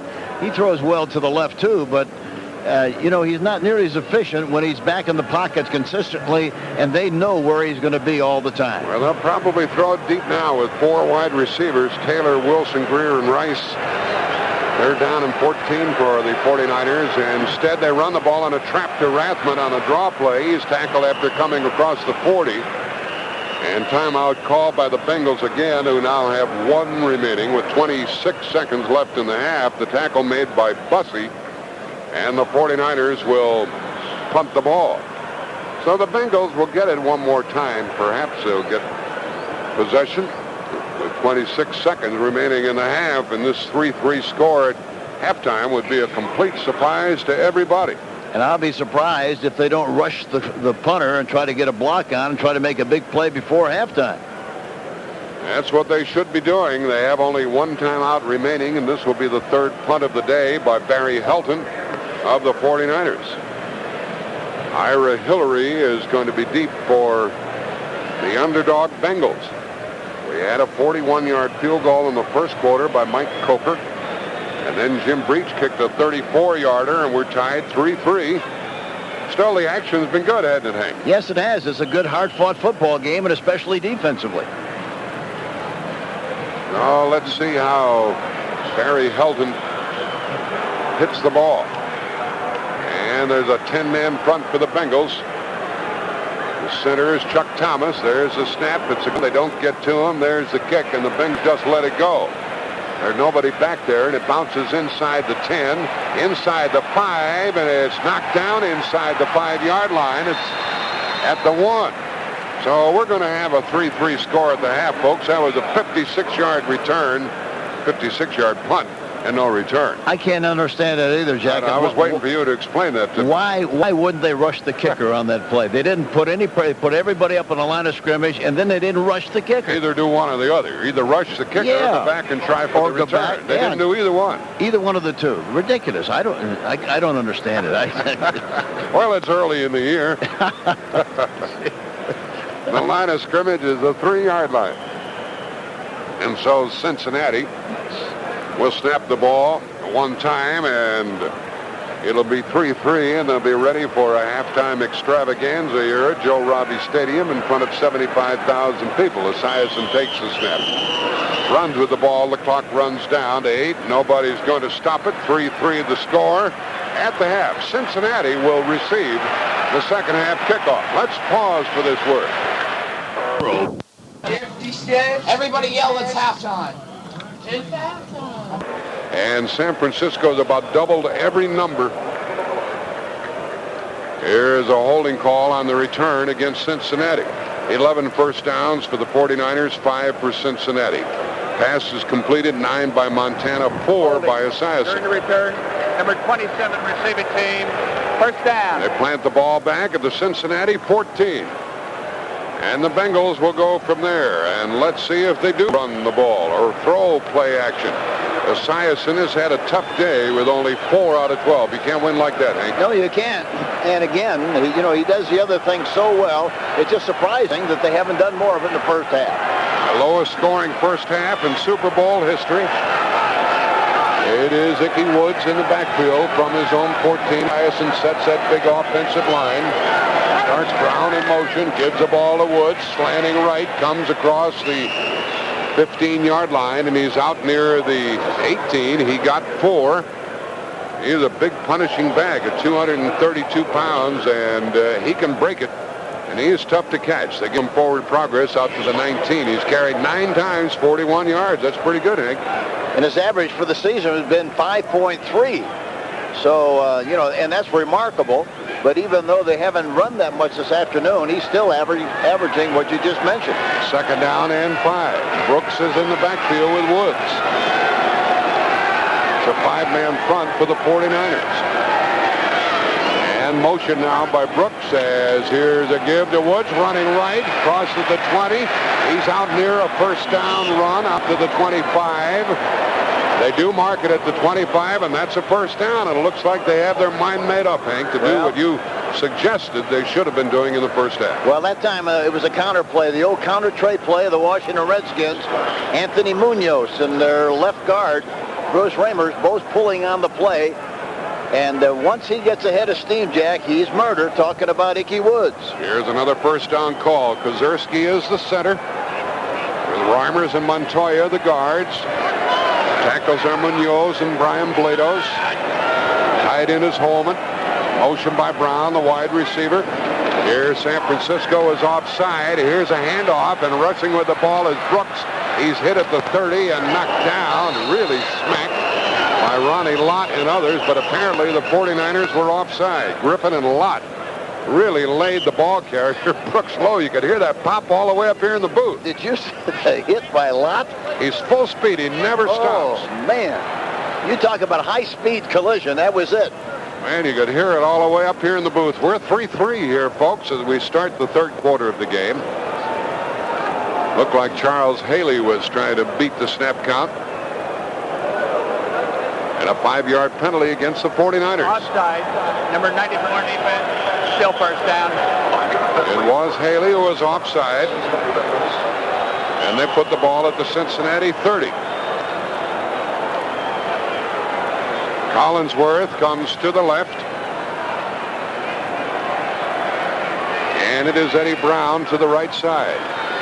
First down and 5. And here is a fake draw play and the pass play by Esiason over the middle. Diving catch, Collinsworth. Beautiful play to the 47 of San Francisco, a first down. I talked to some people before the game, Hank, and Collinsworth, by the way, is shaken up after catching and holding on to that ball. They said he really has lost a lot, but he made a big play there. He hasn't lost anything with his hands, though. He still catches the ball. He's not as fast as he was, but you get the ball close to him, and he's going to suck it up like he's carrying a vacuum sweeper with him. And now he's hurt as they put the ball down at the San Francisco 47. Timeout called by the officials as they tend to the veteran, Chris Collinsworth, and it's a first down for the Bengals. They're on the move. They started from their own 14. We're tied 3-3. Let's take timeout. Good people. Chris Collinsworth ran off the field under his own power. Looks like he'll be back. CBS Radio Sports coverage of Super Bowl 23, sponsored by Toshiba Facsimile Systems, by Transamerica, and by new Maximum Strength Pepto-Bismol. First down for the Bengals at the San Francisco 47. These Bengals get ahead in this game, Hank. 49ers, despite all of their firepower, might have a little problem coming back. You're right. I really feel, they're taking control of this football game. If they go and score, it's going to be trouble. I'd come right back here with another play-action pass, Jack. With Woods and Brooks in the backfield, Esiason on first down sets his club. Holman, the tight end, on the left side. Here is a give to Woods, and he is tackled for a loss of 1 or 2. He tried to go over the right side behind Blados. Nothing there. Kevin Fagan really jammed it up. But they were all up there, Jack, and it would have been a perfect time to keep him up there and throw behind him with a play action that didn't happen, but it would have been a great time to do that the way they were playing defensively. And now they are expecting to throw, a loss of 1, and it is second down and 11. And the Bengals on 1st and 10 for the season has averaged 6.3 on 1st and 10, and today 3.3. So they're not getting it done on first down. Esiason on second down and 11 is back to throw. As time runs out of the pocket, there goes a flag. That's a holding call against Cincinnati as Esiason slides down at the 42. The umpire threw the flag, and that's invariably a holding call. Haven't had any penalties. Look at Jerry Seaman. Referee always looks like he's happy when there's a penalty to be called. Oh, he loves to be on television, sure. Make that announcement. That against Cincinnati is their third penalty.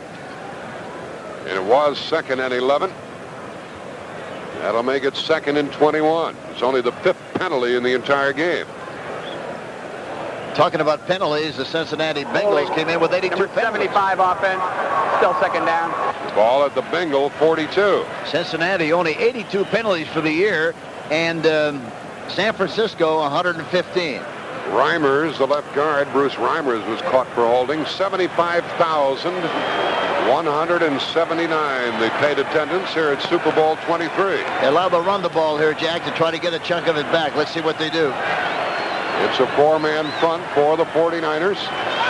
Motion by Holman, the tight end. Back to throw Esiason to the sideline short. Caught, turned upfield by Brooks, running hard. Out inside the 40-yard line and a big gain down to the 38. A 19-yard pickup. That's going to make it 3rd and 2. What a big play that was. Yeah, Brooks can turn and go. Oh, he can fly. He's tough, and he's tough to tackle in the open field. He's got a lot of speed and great quickness. The ball at the San Francisco 38. 3rd down and a long one. We'll call it 3rd and 2. That was the first completion to a running back today by the Bengals. Stanford Jennings checks in. Remember that Stanley Wilson is unavailable to the Bengals. 3rd down and a 2-yard situation. Something right, Jack. And here is a give to Woods. He dances for a first down and plows to the 35. Not only a nifty run, but a strong run at the end by Albert Icky Woods to the San Francisco 35. They're getting a good push for that big, strong offensive line. And if it continues like this, they could wear this defense down by the middle of the 4th quarter. We have 10 minutes left in the 3rd quarter. We're tied 3-3. San Francisco scored 3 in the 1st quarter, and the Bengals tied it in the 2nd quarter. This is the 7th play of the drive coming up. The Bengals started back at their 14-yard line. We haven't mentioned the money here. It's $36,000 for each winning player here today and $18,000 for each losing player, and a total of $3.2 million to the players. And the one important thing that everybody plays for and loves to get is that big Super Bowl ring, Jack. Give me the money and I'll buy a ring. Let's pause 10 seconds for stations to identify themselves on the CBS Radio Network. Talk about the biggest sports stories with the biggest sports stars every night on Sports Talk with Tom Dorr, exclusively on News Talk 590 KLBJ AM Austin. Yes, sir, Hank. Give me the money. I'll buy my own ring. I'd rather earn the ring, Jack. I'd rather earn the ring, kid. I've seen you turn down money time and time again. You're right. I know that. But never a ring. Here's a first down call coming up for Esiason. It appeared with the introductions and all that the support was about equal for both teams. Although it's a much longer trip from San Francisco down here to Miami. Next year, the Super Bowl game is in New Orleans. And what a great place to have the Super Bowl. I still think there's a lot of great places in this country to have it, but I think New Orleans is the best. David Douglas playing the left guard spot for the Bengals now. First down for Esiason. He has Woods and Brooks in the backfield. And now Brooks goes in motion. Here's a give to Woods, slanting right, turns upfield. There goes a flag. Thrown by one of the officials along the sideline, and we'll see what this is all about as Woods ran for about 3 yards. And that big offensive line, Jack, of Cincinnati, you know what they do? They just take you where you want to go, and they get you moving in one direction, and they expect the back to cut off those blocks and cut off those pushes, and that's exactly what they're doing right now. Bob Beeks, the official, called a penalty, and the referee is Jerry Seaman talking with Ronnie Lott to see if they want to accept this penalty.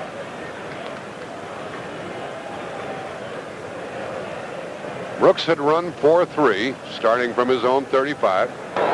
We had an illegal shift. 2 men moved, did not reset prior to the snap. Still first down. So that makes it 1st and 15 back at the 40.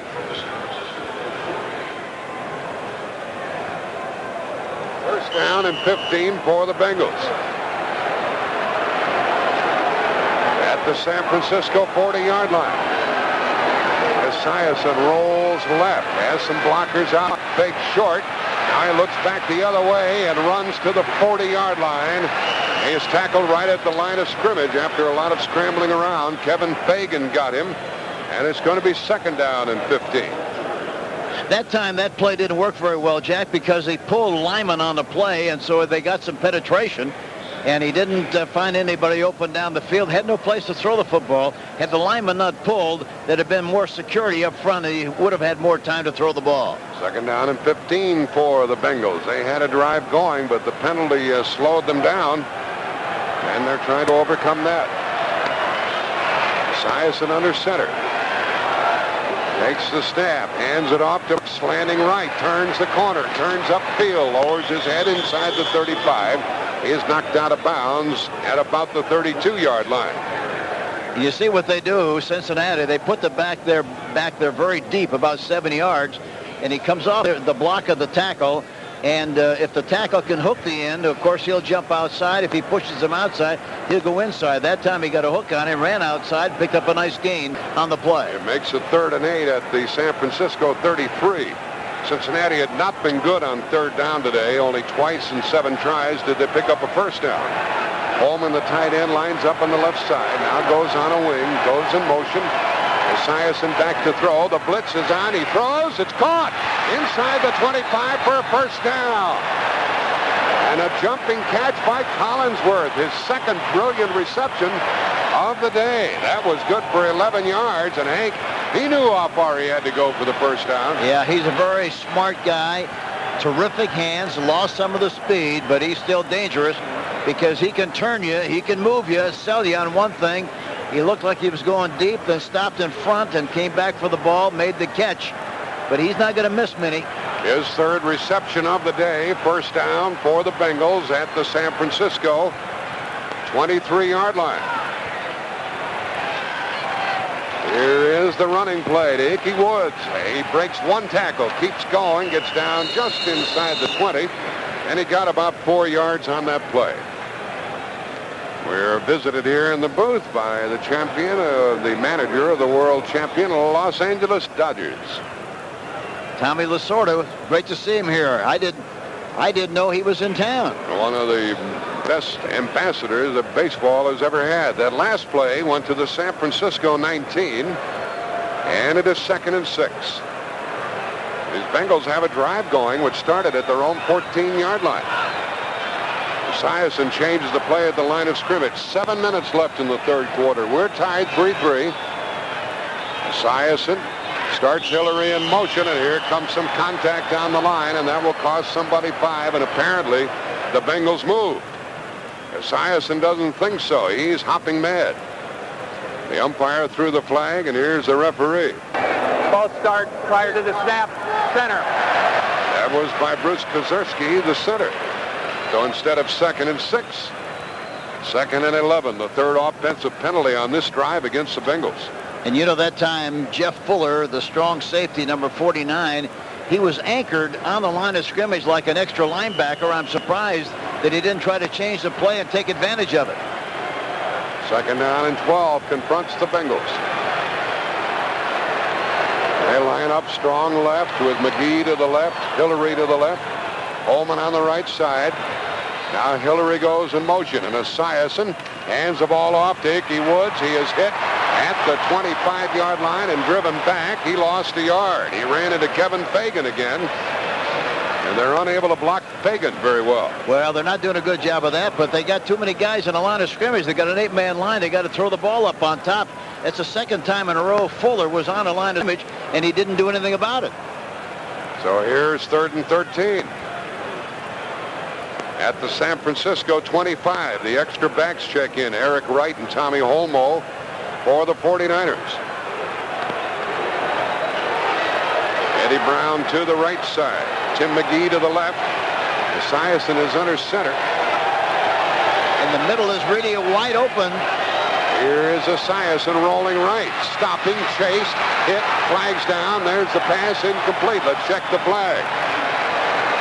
Esiason with rolling right. That's tough for him. Remember, he's a left-handed quarterback. He was whacked by Larry Roberts along with Mike Stubbs, but here's a penalty.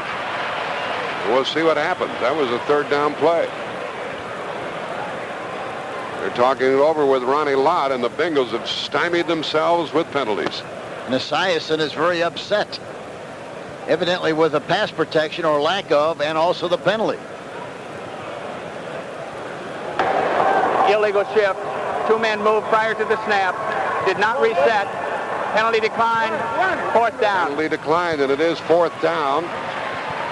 And the line of scrimmage is the 25-yard line. So here's a field goal try by Jim Breach, to try to put the Bengals on top for the first time this afternoon. We have 5:45 remaining in the third quarter. We're tied 3-3.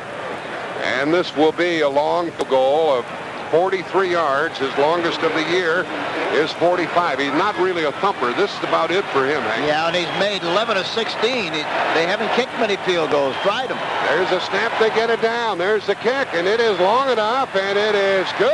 And the Cincinnati Bengals, the underdogs in this game, have taken the lead for the first time. 6-3 with 5:39 left in the third quarter. A 43-yarder by Jim Breach.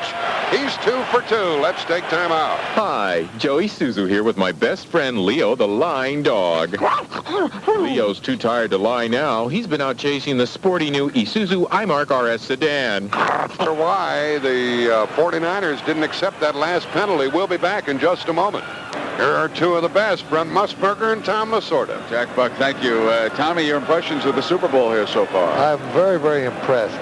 This is the first Super Bowl I've attended outside of Los Angeles, and to see this wonderful spectacle and the interest and the enthusiasm around here has been sensational, and it's going to be a great football game. The first half was very good, and it's been very unusual for Super Bowl games to be very close and exciting. I think this is a very exciting football game, Brent. Tommy, enjoy what's left of it. It's going to be a great one, Jack. We've got a 6-3 game here. And, you know, Joe Robbie can be converted into a baseball stadium if they want to someday. Maybe someday. Here is the kick by the left-footed Johnson. He boots the ball deep, and it is Rodgers waiting and taking it 1 yard deep. He's to the 5-10, running left to the 15, and did not get to the 20-yard line, and there go the flags. They come raining down. By the way, we did have a little bit of rain during the first half of this game. It didn't amount to very much. That last drive by the Bengals resulting in a field goal, 13 plays, 61 yards. They kept the ball for more than 9 minutes, Hank. Well, they're capable. That's why they've done such a good job all year long. They have a big, strong offensive line, as we talked about earlier, and they're controlling the line of scrimmage right now. Face mask, number 25, kicking team, first down. There was a face mask violation on the tackle of Rodgers, who is shaken up as he comes off the field. And this is the first time the 49ers, this is a big one, 15 yards. There's a 5-yard face mask penalty, and there's a 15-yarder, and this is the big unnecessary roughness. And the ball is put out at the 31 for Montana. It's a big break for the 49ers. They have halfway decent field position. Now they got to do something about it. Montana has Craig at the tailback. Rathman up front. The give to fake to Craig, and the pass is incomplete beyond the 40 to Rice, curling in. It was underthrown and incomplete. Montana and his offensive teammates of the 49ers on the field for the first time in the second half, and he's 9 out of 17. And when that happens sometimes, Jack, you lose your patience, and you try to press a little bit if you're not careful. I don't think this team will, but sometimes in this situation they do. Craig is off on a wing. Here's Montana faking the draw, rolling right, fakes the throw. He's on the run to the 35, to the 40. First down. He is out of bounds at the 42. We saw him do that against Minnesota in the playoff game. He doesn't mind running, and he can still run. And that's when he puts so much pressure on the defense, when he moves the pocket, Jack, and includes the play-action passes. When he goes back in the pocket and throws, he's not nearly as efficient or effective as when he moves or throw play-action passes. Both quarterbacks are very similar. He ran for 11 to the San Francisco 42. First down, 5:16 left in the third quarter. 6-3, the Bengals lead. High formation with Rathman and Craig. Here's a give to Craig. Up the middle. Lowers his head. Keeps those legs pumping out to the 47-yard line. And he picked up 5 yards on that run. He ran into the arms of Carl Zander, the inside linebacker. Craig has rushed 11 times, 56 yards. They say he went down at the 46. He got 4, 2nd and 6.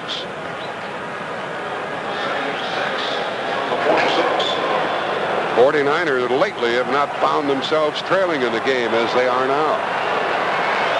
Now it's split backs with Rathman and Craig. Rathman in motion. Montana to throw. Over the middle and caught. Inside the 35 by Jerry Rice for a first down. Down to the 42-yard line. A 12-yard pickup on a little pop over the middle to Rice slanting in. How do you stop that one? Well, it's tough to stop, especially when you throw it like he threw that one. But here again, they've got to throw the ball and get Rice in the game as much as they possibly can. In the first half, he wasn't able to do that much. That was his 4th reception of the day. First down at the Cincinnati 42. Now the 49ers are rolling. They might run left outside here. Let's see. Here's a give to Craig, running outside left, turns the corner, and he's downed and knocked out of bounds at about the 39-yard line. Sapolo, the guard, was leading the play, and about 3 for Craig on that run. The end of the game will bring you the Transamerica Power Player of the Game. Transamerica, with the power of the pyramid, is working for you. Craig ran to the 38, 2nd and 6. Cincinnati 38, that is. We have 3:26 remaining in third quarter. Clock running. 6-3 Bengals. Under center Montana.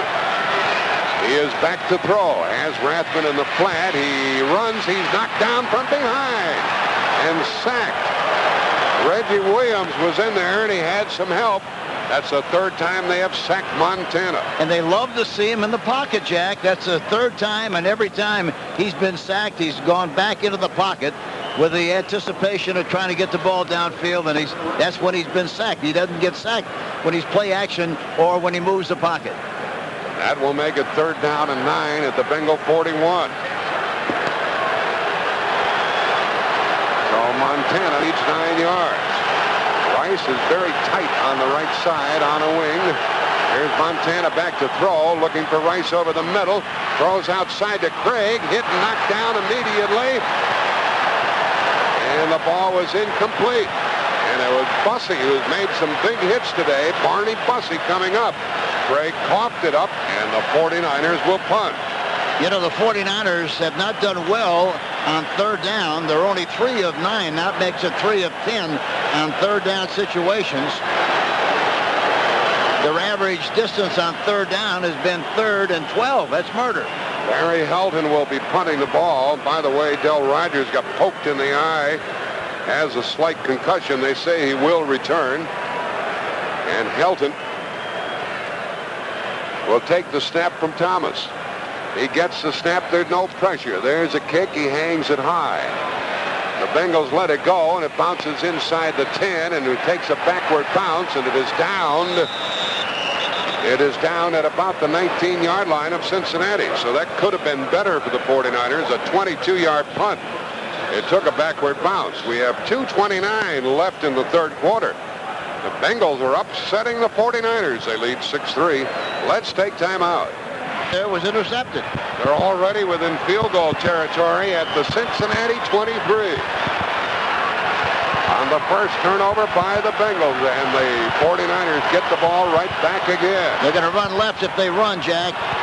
Here's Montana taking the snap, faking it to Craig, passing downfield, dropped by Rice.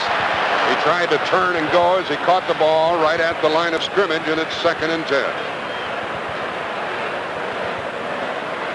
I tell you, you really have to give Cincinnati an awful lot of credit to where they played defensively here this afternoon. Everybody has talked about their offense so much that, and nobody has really bragged about their defense, but they played extremely well. It's the best starting position for the 49ers at the Cincinnati 23, and it's 2nd and 10. So the rookie Romanowski becomes a part of this game history. Let's see what comes of it. Motion by Rice is Montana.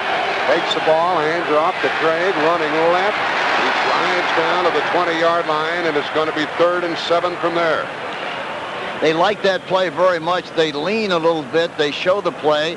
That's why I thought on the preceding play they were going to run that sweep. Instead, they ran a play action. But they like to pull both guards, block down with a tight end, and try to kick it in or out on that play. Reggie Williams made another of his many tackles.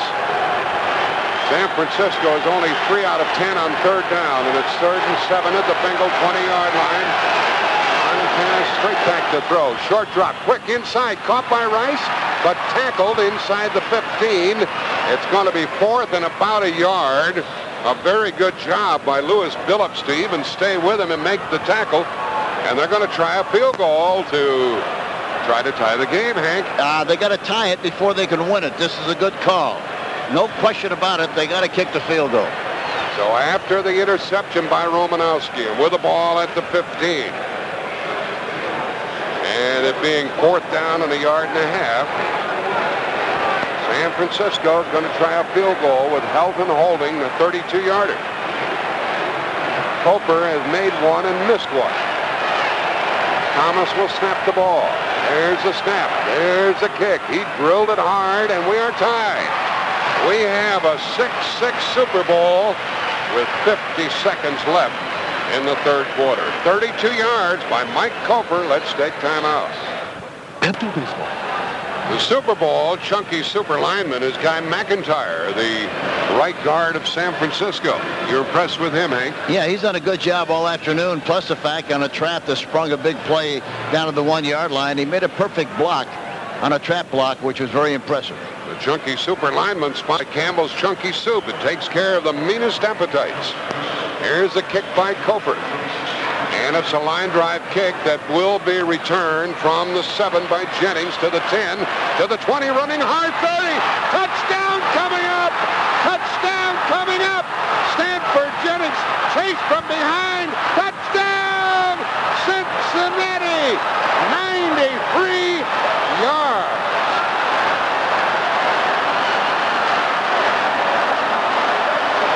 Stanford Jennings. 93 yards. 12-6.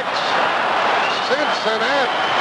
That one's tough to swallow, Hank. Oh, man, when you struggle all afternoon trying to get touchdowns and points on a scoreboard, and in one lightning shot, Stanford Jennings changes the scoreboard, and we talked about him prior to the ball game. Wife had a baby yesterday. They like him very much. He has occupied the position that was vacated by Stanley Wilson, and he came through like gangbusters on that play. He's a veteran, 5 years out of Furman. And Stanford Jennings, for all you do, this bunch for you. The extra point try by Jim Breach to try to make it 13-6. That's what it is. 13-6 Cincinnati. Let's pause for a breath and this word. Here's a guy with a big appetite. He's up. He fakes a move to the vendor, drops back to the concession stand. He fires off an order for nachos, extra cheese, a hot dog, hot chocolate. Oh, this could cost him. When you get the munchies, there's the soothing relief of Pepto-Bismol. And for the maximum strength munchies, there's new maximum strength Pepto-Bismol. He's down. He's not moving. It was the extra cheese that did him in. Twice the medicine, twice the Pepto, dose for dose. You hate to see this happen to a guy with so much potential. New maximum strength Pepto-Bismol. Hi, this is Pat Summerall for True Value Hardware, your store of first choice. Before you go outside, check the Taylor indoor-outdoor thermometer. Just $4.99 is their January hardware value of the month. Install it near a window to check temperatures indoors and out in Fahrenheit and Celsius. And you can read indoor humidity, too, with this Taylor thermometer. It's only $4.99 while supplies last as the January hardware value of the month from participating True Value hardware stores and home centers where you'll find values in every department. I'll say this now for Cincinnati and the Bengals. Don't count your Cubs because this one isn't over. No, that's right. That isn't right. But Stanford Jennings will remember this for the rest of his life, and especially probably ran it thinking in terms of that young baby daughter that was born yesterday and also his wonderful wife. 34 seconds left in the 3rd quarter. The Bengals lead for the 2nd time in this game. It's only the 2nd kickoff return for a touchdown in Super Bowl history. Fulton Walker raced one 98 yards for Miami in 1983. Here is the kick by Lee Johnson. And back to get it is Del Rogers. It's kicked to the other back. John Taylor takes it on the 1. He's to the 10 and tackled at the 15. Well, the 49ers needed a little lift there, and they didn't get it. He came to a stop, didn't he, Hank? Yeah, he was trying to make a decision. That's the one thing, you know, when you run a kickback or a punt back, you got to make a decision, right or wrong. You got to make a cut. He was dancing around there, little Bojangles, and he got caught in the act and tackled on the play, and as a result didn't bring it back nearly as well as he would have had he just made a decision to run with it. Mark Logan made the tackle downfield at the 15. Rice goes to the left, along with Taylor for the 49ers, with Rathman and Craig in the backfield. Here's a pass by Montana out in the flat. It's caught. A tackle is broken. The play across the 35-yard line. The play across the 40, and a big first down to Jerry Rice out to the 46-yard line. He came from the 15 to the 46, finally stopped by Wilcox. And now Jerry Rice has caught a half a dozen. Well, that's what they have to do. They have to get the ball to him in order to win this game. That's the end of the third quarter. When we start the final 15 minutes, barring overtime, 49ers will be trailing by 7 and have a first down at their own 4-6. It's 13-6 Cincinnati. Let's pause for this word. We start the final quarter in regulation. CBS Radio Sports coverage of Super Bowl 23 is sponsored by Flying Tigers, by the State Farm Insurance Companies, by Michelob Dry, and by Isuzu. This overall has been a very interesting game. Not as exciting as some, Hank, but interesting and exciting to a point. Well, if you like defense, it's exciting defensively. Both teams have really done a remarkably outstanding job from a defensive viewpoint. From his own 46, Montana with a first down. Starts Craig in motion and rolls to the right looking to throw. Stops and throws. Long right sideline. Caught! Inside the 30. Inside the 20 goes Craig. He's inside the 15 to the 14-yard line. A 39-yard big pickup by the 49ers. They rally around each other and rally around adversity. This San Francisco 49er football team, they've come from behind in the fourth quarter 3 times this season and to win the games. But I must also say that they also lost a fourth quarter lead on 2 occasions. He got behind the cornerback, Lewis Billups, and wasn't tackled until he got to the 14. Now a first down call again for Montana. Back to throw. Back this time over the middle into the end zone. And it's broken up and almost intercepted. Almost intercepted by Billups, who was beaten a moment ago. Wow, that was close. Let's pause 10 seconds for stations to identify themselves on the CBS Radio Network. Tom Penders and the Texas Longhorns travel to Fort Worth Wednesday to take on the TCU Horned Frogs. Catch all the action beginning at 7:20 on News Talk 590 KLBJ AM Austin. Not only was that ball almost intercepted, it should have been intercepted except for one thing, Hank Stram. That's the velocity with which Montana throws the ball. But it still should have been an interception. You got to make those kind of plays when you have the opportunity.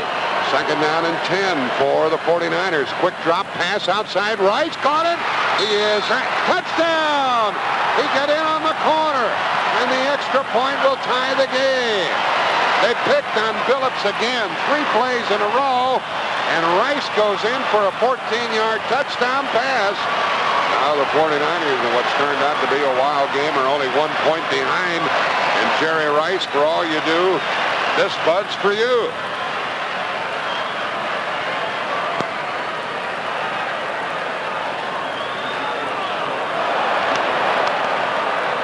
We have 14:03 left in the game. Jack, that was a great illustration. Now, had he had the ball in the left arm, he'd have never made the touchdown. He had it in the right arm, reached over, and got it across the plane. That's why he got the touchdown. Extra point is up and good, and we're tied. And this has turned into a humdinger. 13-all with 14:03 remaining in Super Bowl 23. Let us take timeout. We get up every morning from the long box, want to take the first left turn.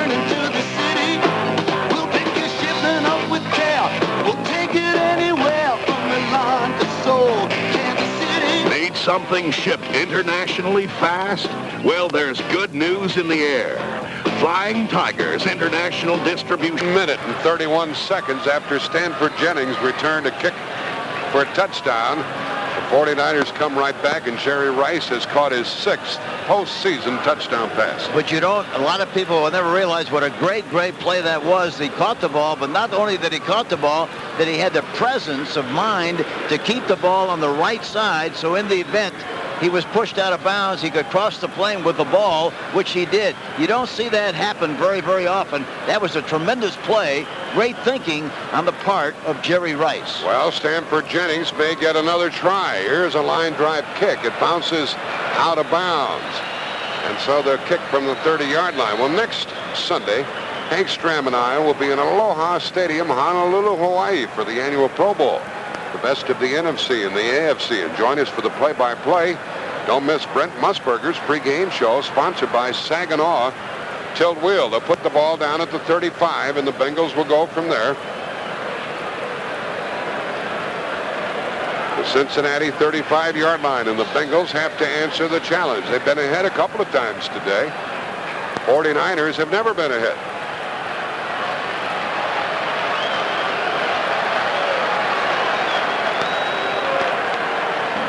It was Mike Coper put him out in front 3-0. Now we're tied 13-all. Here's Esiason, a short drop, a flat pass, and it is caught by Eddie Brown. Turns upfield, crosses the 40-yard line, and that pass play was good for 7 yards. Eddie Brown, who played here in Miami in college, he's one of the best. They put it down at the Cincinnati 43. But they haven't gotten him in the game yet, Jack. He's like Rice. They got to get him the football, and they haven't done it nearly as much as they should. He's caught 53 balls coming into the game. He's only caught 3 passes for 32 yards. He's averaging 24 yards a shot. Second down and 3 for the Bengals. Motion by Brooks. And a give to Ickey Woods, slanting right, gets a hole, gets a first down. Crosses the 45, knocked down at the 47. Ickey Woods, a rookie out of the University of Nevada, Las Vegas, gets a first down with 13 minutes left in this game. They really do a good job of running that play because they get good depth for the tailback Woods, and they aim him for the tight end's block, and he either goes inside or outside, kind of an option play, and he runs it terrifically well, makes good decisions. And that tight end is Rodney Holman, one of the best blocking tight ends in the game.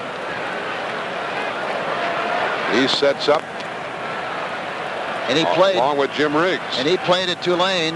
Vince Gibson did a great job there, and he was the coach. 2 tight end offense. Brooks in motion. Here's a delay to Ickey Woods. He comes over right guard for only 2 yards out near the 49. He tried to follow his right guard Montoya and was good to the 49. 2nd and 8. Now we're coming up on 12 minutes left in this game. Excuse me, Jack. They're trying to run that counter trey play that Washington ran so well last year in the Super Bowl game. They run that play nearly as well with a big lineman as they do straight ahead. The footing is not the best now in the middle of the field. Collinsworth checks in as a wide receiver. Eddie Brown goes in motion. And Esiason straight back to throw. He is hit from behind, and the pass is wobbly and incomplete. Circling around from behind was Larry Roberts, and he buried the quarterback along with Charles Haley. They're tough over on that side defensively, and it is going to be 3rd down. Haley was the guy that came around the corner and got the play and got the pressure on him. That's the first time we've had a chance, really, to say much about Haley, who is a very outstanding pass rusher. Well, they whistle the play dead, and they called Esiason in the grass above, and it was not an incomplete pass. It was a sack, and the line of scrimmage is the 42, and it's 3rd and 15. 3rd and 15 for the Bengals. They start McGee in motion. Esiason needs big yards. Throws to the sideline and incomplete. Tried to get it to Collinsworth. The pass was high and away, and this is when the Bengals might lose this game, Hank. They had the lead. They gave it right back to the 49ers. They got it. They didn't move it. They're going to punt it. And if you're a San Francisco fan, you got to have good feelings about what's going on. But still, it's a long way from being over, as you know, Jack. And Bruce Kozerski has really done a terrific job on Carter, Michael Carter, number 95 of the San Francisco 49ers. We haven't had occasion to mention his name all afternoon. John Taylor is deep, along with Greer, Terry Greer. And here's the punt by the left-footed Johnson, his 5th punt of the day. Fair catch called for, and the man is hit, and the ball comes loose. And let's see who has the ball, and did he call for a fair catch? That's the question. In any event, San Francisco got it back, and it was not a fair catch.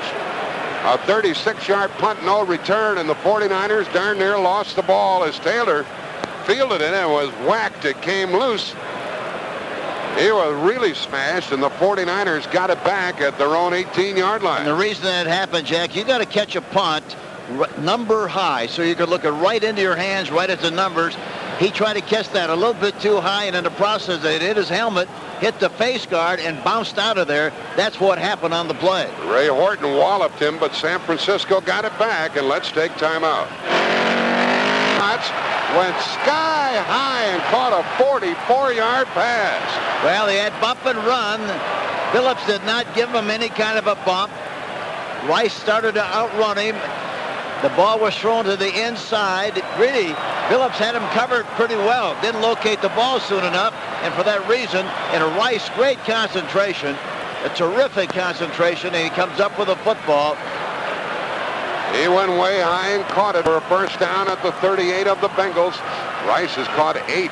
Here's a give to Craig. Craig runs, finds a hole over the right side. He goes down near the 31-yard line. And he got about 7 yards on that run, and these 49ers can get you in a million different ways. Well, you know, the deceptive thing about Rice, you see, when you see him come off the ball, he does not get off the ball very quickly. Long-legged guy, deceptive, but the longer he runs, the faster he goes. And as a result, he runs a 4.640, but once he gets going, it's like a 4.340. He's deceptive. Jason Buck made that last tackle at the Cincinnati 31. Second down and 4 for the 49ers. Here's Craig again, running left outside, cuts back, and knocked down at the line of scrimmage by Reggie Williams, who's played an excellent game here this afternoon. He made a mistake on the read that time, talking about Roger Craig. Rathman was trying to block the linebacker to the outside, and he ran outside. There was no chance whatsoever for him to make any yardage on a play.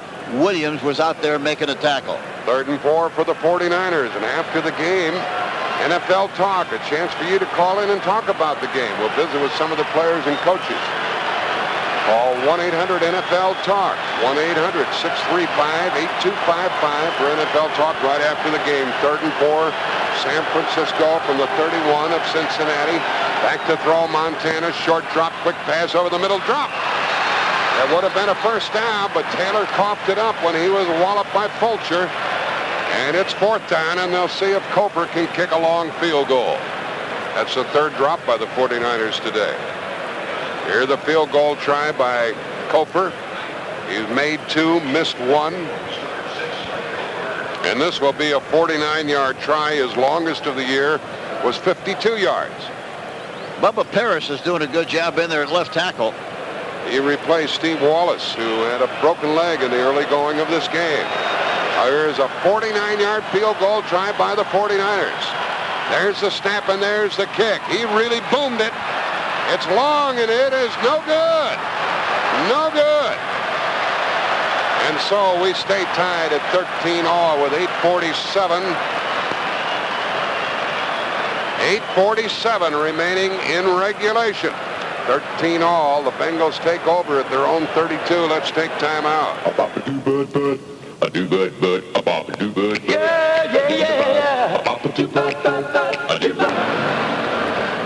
Cincinnati Bengals punted the last time they had the ball. Now with 8:47 remaining in regulation. Score tied 13-all. They'll try to move it starting at their own 32.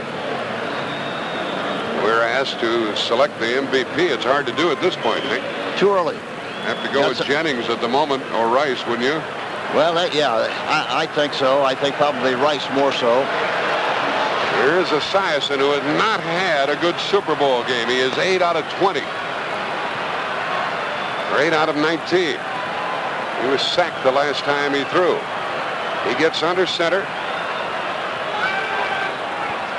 and takes the ball and hands it off to Ickey Woods. He is upended after getting a yard at the most over the left side. Oh, that was a strong tackle. In on it with Ricky Ellison, the inside linebacker, along with Kevin Fagan. They stop Woods in his tracks, and you don't do that very often. No, you really don't, because he's a good finishing runner. You never knock him backwards very often. You don't do it very often, I should say. But they got a good shot at him several times in this game here this evening. Two tight ends for the Bengals with Holman and Riggs. Two wide receivers and Woods in the backfield. Esiason rolling left. He is chased. He avoids a tackle but runs out of bounds, and he lost yards on the play. So there was nothing doing, and San Francisco changes personnel in a big hurry. They've run that rollout pattern to the left about 3 or 4 times this afternoon, and really haven't succeeded in doing very much with it at all. And I think the problem lies with the fact that they're pulling linemen on the outside, and they get a leak. Carter chased the play all the way over. That's right. They pulled the lineman, and Carter filled in and chased him out of bounds at the 29, making it 3rd and 13. And the Bengals are in reverse. The last couple of times they have been unable to move the ball. They're 3 out of 10 on 3rd down. And Esiason needs 13 yards. He's back to throw. 4-man rush. Stays in the pocket and throws. Caught. First down at the 45-yard line. A leaping catch by Ira Hillary. It took the ball forever to get there, but he caught it for 18 yards. That's a big play. That was a big play, and a terrible play on the part of the San Francisco 49ers to have him in a hole on a 3rd down and long and let him get off. Yeah, let him get off the hook. McKyer played it very poorly, had his knees turned to the inside. He broke outside away from the defensive back's turn, and he had him turned around and made the first down. And Hillary out of South Carolina made a big catch. It's a first down for the Bengals. Here's a give to Brooks, running left, turns back, stopped in his tracks, and he gained a yard at the most. You know, the Bengals rushing average this season, 170 yards a game tonight. So far, averaged 85. They've rushed for 84 yards, not like they normally do during the regular season. San Francisco really tough to rush against during the regular season. Yeah, they've only given up 99 yards a game, and so, you know, they've done a terrific job against the run all season long, and especially this afternoon. 6:50 left in the game. We're tied 13 all. The ball is at the 47 of the Bengals. 2nd down and 9.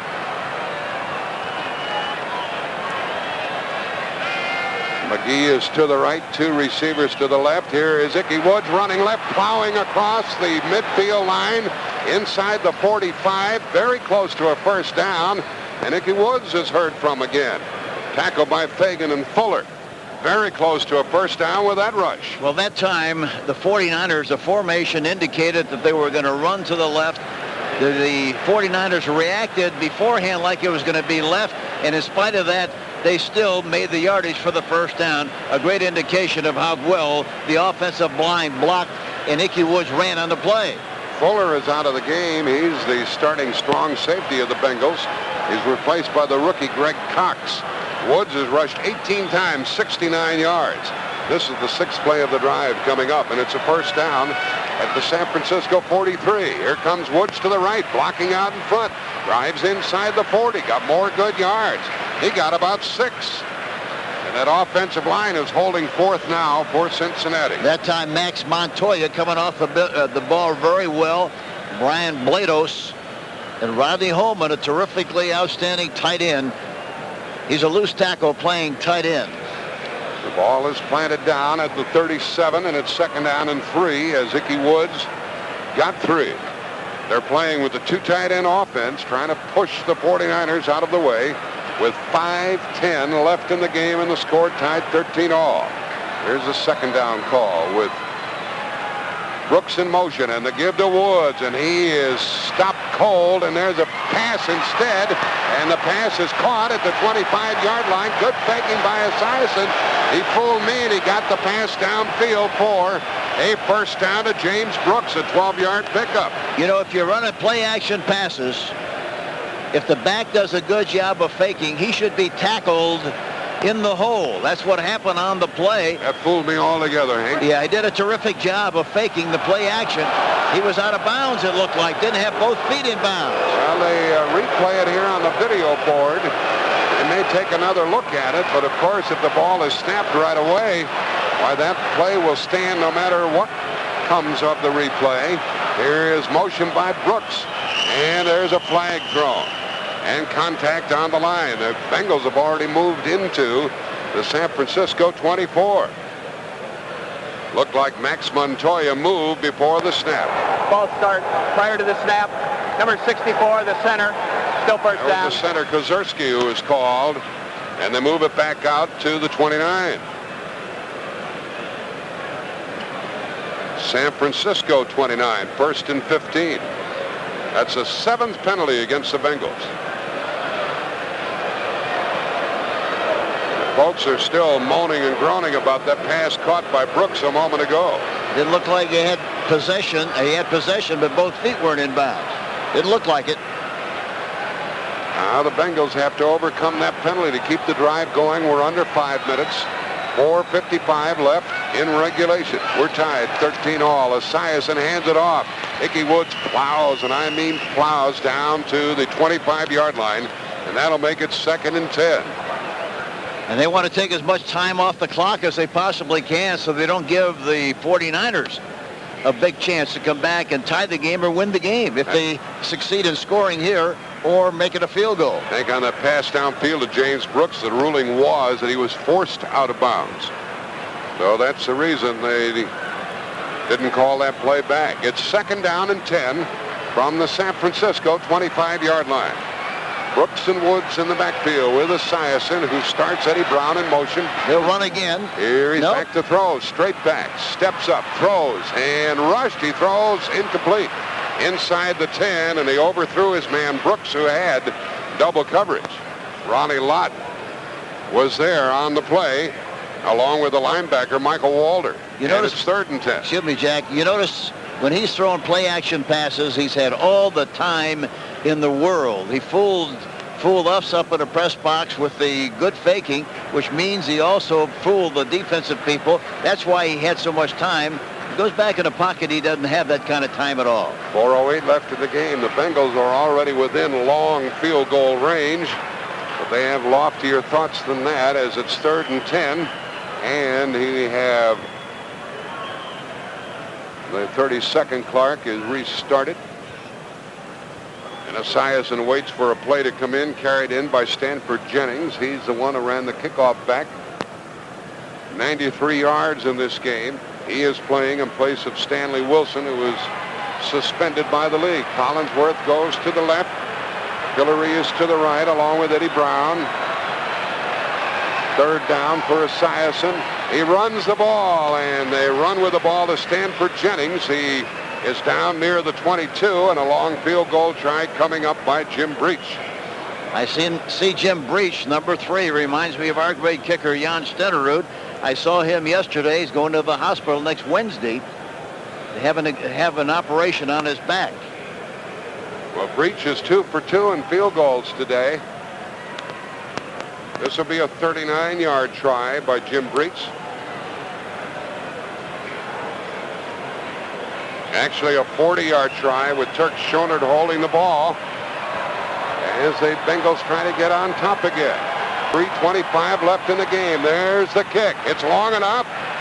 The Bengals take the lead once more. Breach is 3 for 3. And the score is 16-13 Cincinnati with only 3 minutes and 20 seconds left in this game. Let's take time out. Mr. Joe Isuzu, as you know, this committee is investigating truth in advertising. My specialty. Did you not state that now's the perfect time to get a great deal on the front-wheel drive Isuzu iMark? Check. With standard features like a... The favored 49ers find themselves trailing by 3 with 3:20 left in this game.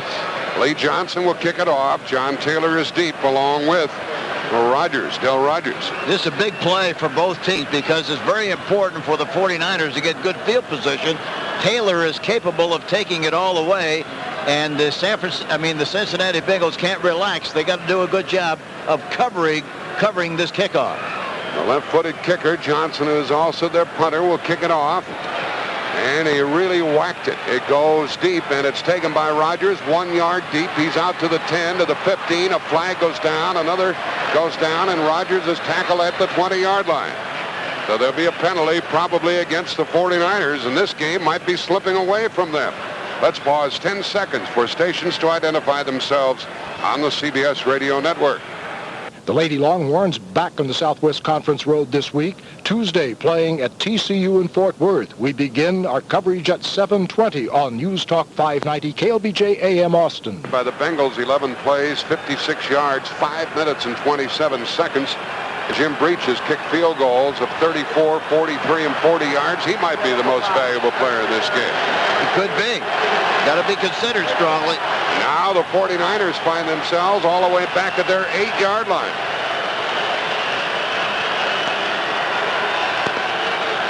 And they better hang on to the ball. A turnover would be deadly for the 49ers. They start from their 8. Here's a pass by Montana over the middle. Little pop pass caught. And across the 15 it comes, and a gain of about 9 to Craig. Roger Craig caught that little stand-up and drilling over the middle pass. Bump and run, man for man on both outside receivers that time. Hurry-up offense for the 49ers. Here's Montana with another pass over the middle, and this one is caught by the tight end, John Frank, and that's a first down out to the 23. I tell you that Montana is terrific. He keeps throwing that ball low enough. You throw it up high in that traffic, you always got a problem if he doesn't catch the ball. Here's a first down call, and he's back to throw again out in the flat, and it is caught by Rice, and he goes out of bounds after crossing the 30.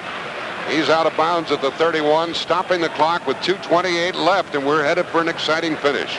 And Bill Walsh, a great job here of running with the no-huddle offense, the 2-minute offense, not waiting, taking advantage right now, trying to get as many plays off as he possibly can. They got plenty of time to be patient. They have 3 timeouts left. They need a touchdown to go on top, a field goal to tie. 16-13, the Bengals lead.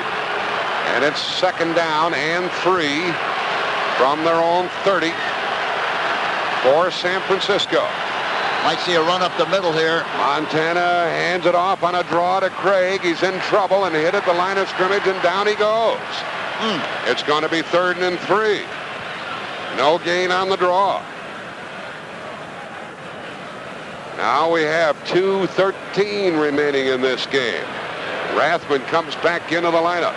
3rd and 3, 49ers, a critical play, and Montana comes to the sideline at the 2-minute warning. We have 2 minutes left in regulation. It's 3rd and 3, 49ers from their own 31-yard line. The Bengals lead 16-13, and let's take time out. This place is howling with 2 minutes left, and if San Francisco doesn't get a first down here on 3rd and 3, Hank Stram, they might have to gamble. Well, they got to make a big decision, and I think they're going to have to gamble. They kick the ball away. Hey, they might not never get it back. Here's a flash in the Bud Bowl. Budweiser beat Bud Light 27-24 on a last-minute field goal. Who kicked it? 16, Mike Rorty, 16-13 left. And the score here with 2 minutes left. 3rd down and 3 for San Francisco. They'll try to get the ball to... Here's the running play to Craig. He gets a first down as he squirts out to the 35. He was tackled after gaining a yard, but squirted forward. And San Francisco keeps the ball. First down at their 35-yard line.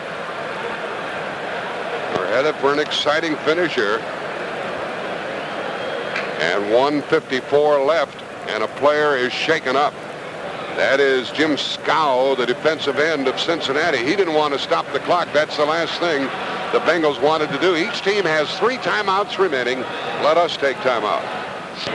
Hank, if a team is behind and they have an injury timeout in the last 2 minutes, it's a charge timeout. When a team is ahead, it is not a charge timeout and an injury timeout. So the Bengals still have 3, as do the 49ers. And Jim Scow is up and on his feet and walking to the sideline.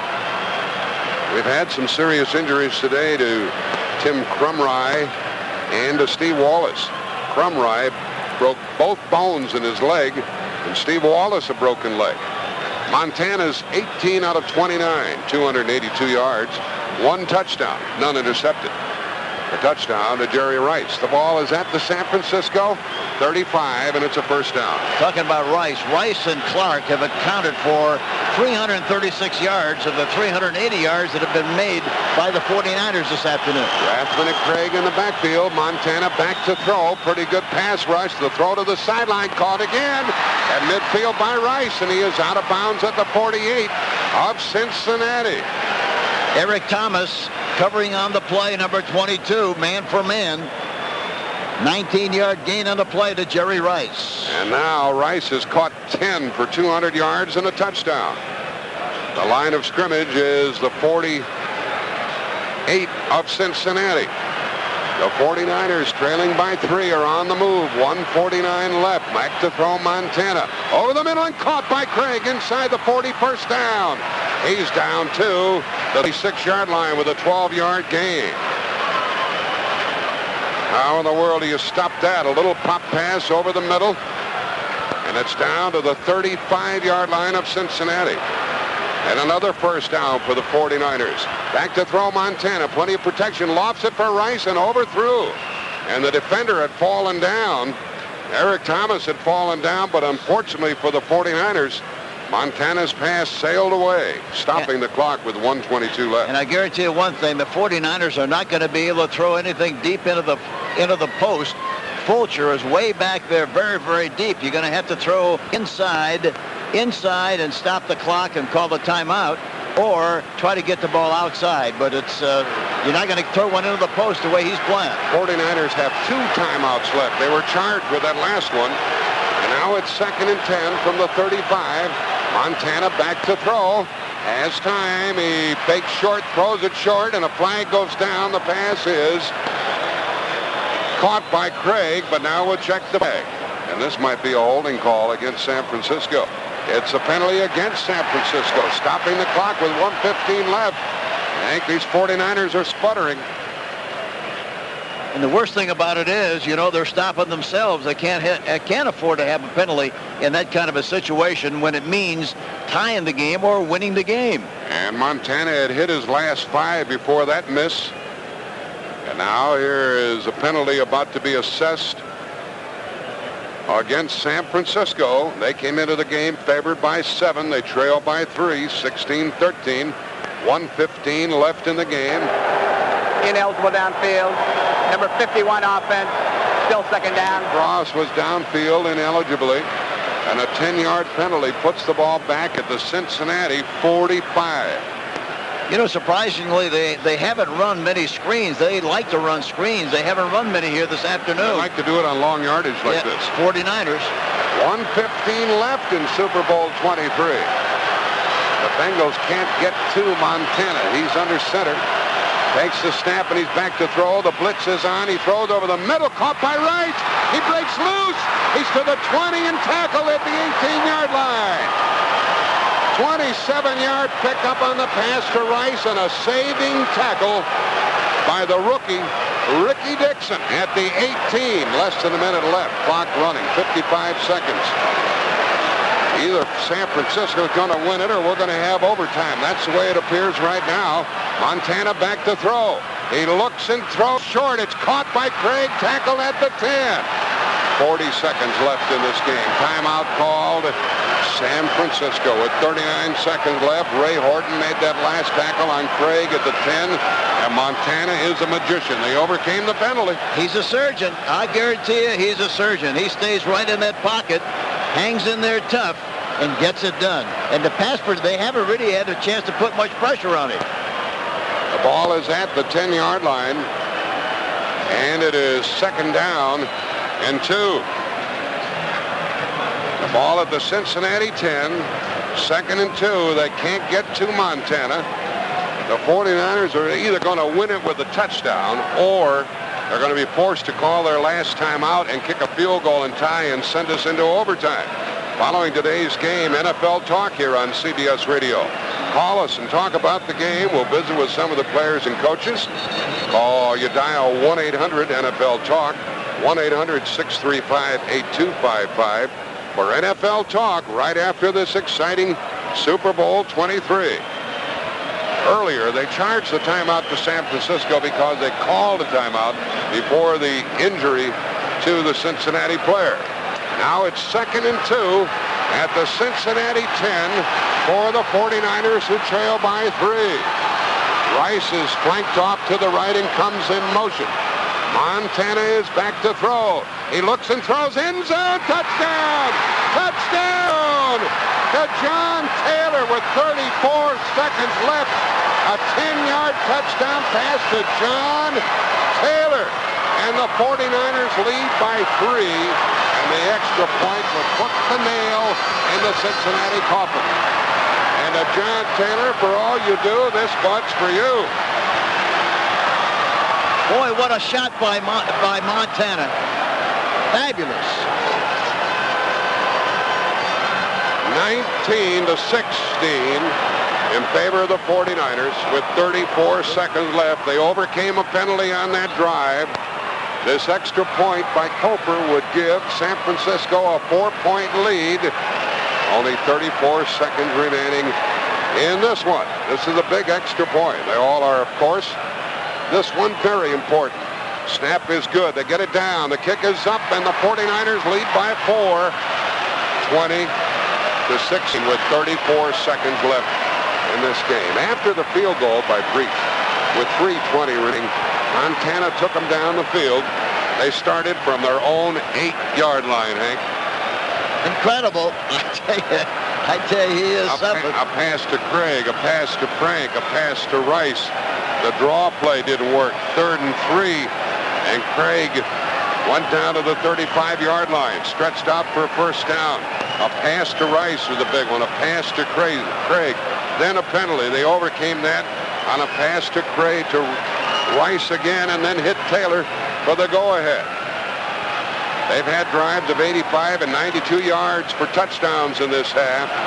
And apparently there's no denying that San Francisco is the better team. But earlier we saw Stanford Jennings return a kickoff 93 yards, and that's the only thing that can save the Bengals now. They can't return. They shouldn't be able to return this. He's got to kick a knuckleball, Jack.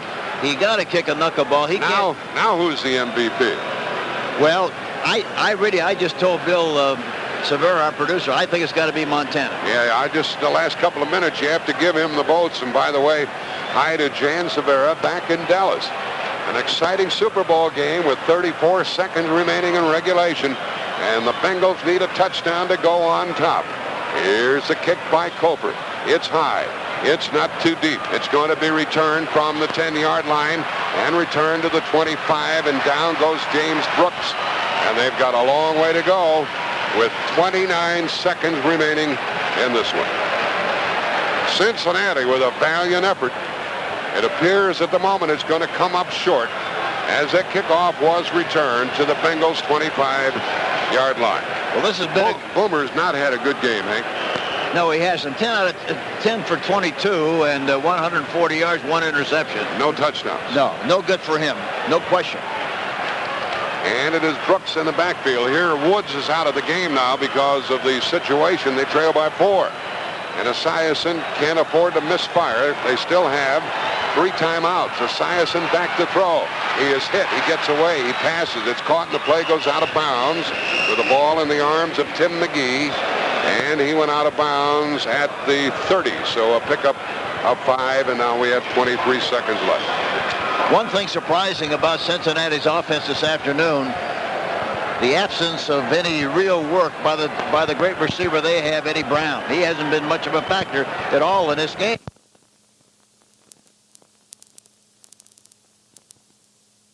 Bengals are dying by the moment as Charles Haley picked up the 5th sack on Esiason today. Number 5. Our Trans-America doing no stopping him. No, they're amazing. They're amazing, and a great compliment to Bill Walsh, his coaching staff, both offensively and defensively, to play this kind of a game when it looked like it was slipping away, but they came back and won it. You talk to football people, Hank, who do you pick? San Francisco? Why? They have the better quarterback. That was the answer by almost everybody before the game. Well, I think, yeah, they have the better quarterback, but again, in conjunction with that same thought, they had, I think, more ways to win the game than the Cincinnati Bengals, and that was a factor too. 3 field goals by the Bengals plus a kickoff return gave them their 16 points. San Francisco, a couple of touchdown passes, and now with 17 seconds left, it is 3rd down and 9. The Bengals are down to their last 2 plays. They're at their 27-yard line, and Esiason back to throw, a 3-man rush. Steps up and throws long down the sideline and incomplete, went off the hands of Collinsworth. 10 seconds left, 4th down, Cincinnati. A note to our CBS Radio Network affiliates, we'll stay on the air with NFL Talk until 9:30 Eastern Time this evening. So we'll have plenty of time to field your phone calls, and you'll hear some of the winners, players and coaches here on CBS Radio. Here's the last play of the season for the Bengals, perhaps. 4th down and 9 from their own 27 with 10 seconds left, trailing by 4. With the old Big Ben play, they got 4 receivers on one side. Here's Esiason back to throw, a 3-man rush. Steps up and throws long downfield into 10 people, and the pass is caught by somebody. No, time is over. The pass was incomplete. The game is over, and San Francisco has won the Super Bowl, their 3rd victory in the 80s. Once again, the final score, San Francisco 20, Cincinnati Bengals 16. And coming up next, a special edition of NFL Talk. A chance for you to call in and talk about today's game. We'll visit with some of the players and coaches, so stay tuned and we'll be back in a minute. Hello, my name is Steve, and I used to be a husband and a father of 2 beautiful girls. Jennifer, who's 6, and Kimberly, who's 3. Kimberly has little pee-wee toes. But I did something stupid. I killed myself. Actually, I gave myself a heart attack when I used cocaine. See, I didn't know it, but coke hits your heart before it hits your head. My pulse went up and up, and my life flashed before my eyes. Love, lawnmower, pain, high school, it really does happen that way. I was 36. Little Kimberly just came up to my casket and started talking to me. She said, "Wake up, Daddy, wake up. It's school time, it's the golden rule time." Like I used to sing to her. From the Partnership for Drug-Free America.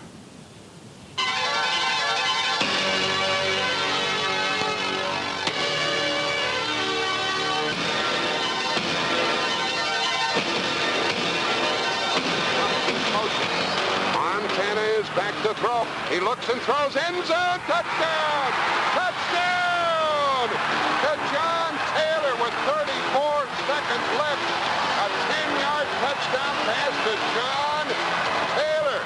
And the First of all, we'll tell you that the San Francisco defensive unit, not the special teams, but the defensive unit allowed only 1 touchdown in 3 playoff games. San Francisco got the kickoff with 3:20 remaining. They trailed by 3 points. And Montana, who probably will end up being the most valuable player in the game, moved the ball down the field. To Craig, to Frank, to Rice, a draw play, a pass to Craig and Rice, and Craig again. They overcame a penalty, and they ended up with the ball at the 10-yard line of Cincinnati. It was 2nd and 2, and Montana did what he had to do, and he found John Taylor in the end zone, and that turned out to be the winner, and it turned out to be a good Super Bowl game. Oh, it was a terrific game. It really was a terrific game. Not many people gave the Cincinnati Bengals much of a chance to win the game. They proved that they belonged here. They played a terrifically outstanding game. It was a good game, but the better team prevailed, just like most people thought they would. For a while there, toward the tail end of the game, I had Jim Breach marked down as the most valuable player, but Hank, you had said earlier, the 49ers had to get Rice into the game a little bit more. He ended up catching 11 for 227 yards, 1 touchdown. And Roger Craig again showed his versatility. Oh, they just have such versatility, and the great thing about it is they believe very strongly in their skill and ability and what they know they can do. The way they took the ball right down the field to win the game was extraordinary. Our heart goes out to Steve Wallace, the offensive tackle of the 49ers. He broke his leg very early in the game. And then one of the best players in the National Football League, Tim Crumry, broke both bones in his left leg very early in the game, an unusual occurrence on a grass field. That's right. Everybody talks about the fact the synthetic turf creates a injury situation, but those 2 big injuries today on grass was really very unusual. Hank, you still think Bill Walsh is no longer going to coach? I hate to for the victory like this. Yeah, I hate like the devil to see him give up the coaching responsibility. I think he goes down in history as one of the great coaches of the National Football League. He's only a young man yet. I hate to see him do something that maybe someday he'll regret, but he has to make that decision. I think he has, and I think probably that this will be the last time we will have seen Bill Walsh on the sideline for the San Francisco 49ers. Yeah, we hope he does the right thing for himself and his family. As you say, you'd hate to see him make a decision which he would later regret. Yes, and then say, gee, I wish I wouldn't have quit like I did. A lot of players do that. Some of the coaches do it. But I hope that he makes the right decision. San Francisco is 3 for 3 in Super Bowl play. They won here today, 20-16, scoring the winning touchdown with only 34 seconds left. And we'll be back in just a moment. Don't. Please don't.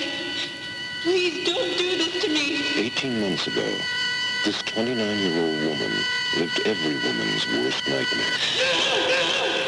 Where do you go to put the pieces back together? She got help at a rape crisis center. They got help from the United Way. Thank God the United Way got help from you. The United Way. It brings out the best in all of us. A public service of the Advertising Council. Every day we see ads that sell us a product or a service. Here's a different message that invites us to look within. Are you greater than the sun that shines on everyone? Black, brown, yellow, red, and white? The sun does not discriminate.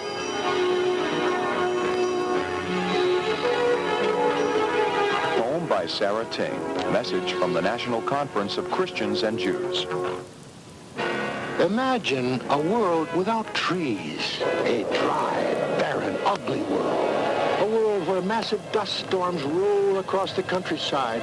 A world where mud-choked rivers overrun their banks and destroy everything in their path. Where cities broil under the hot summer sun.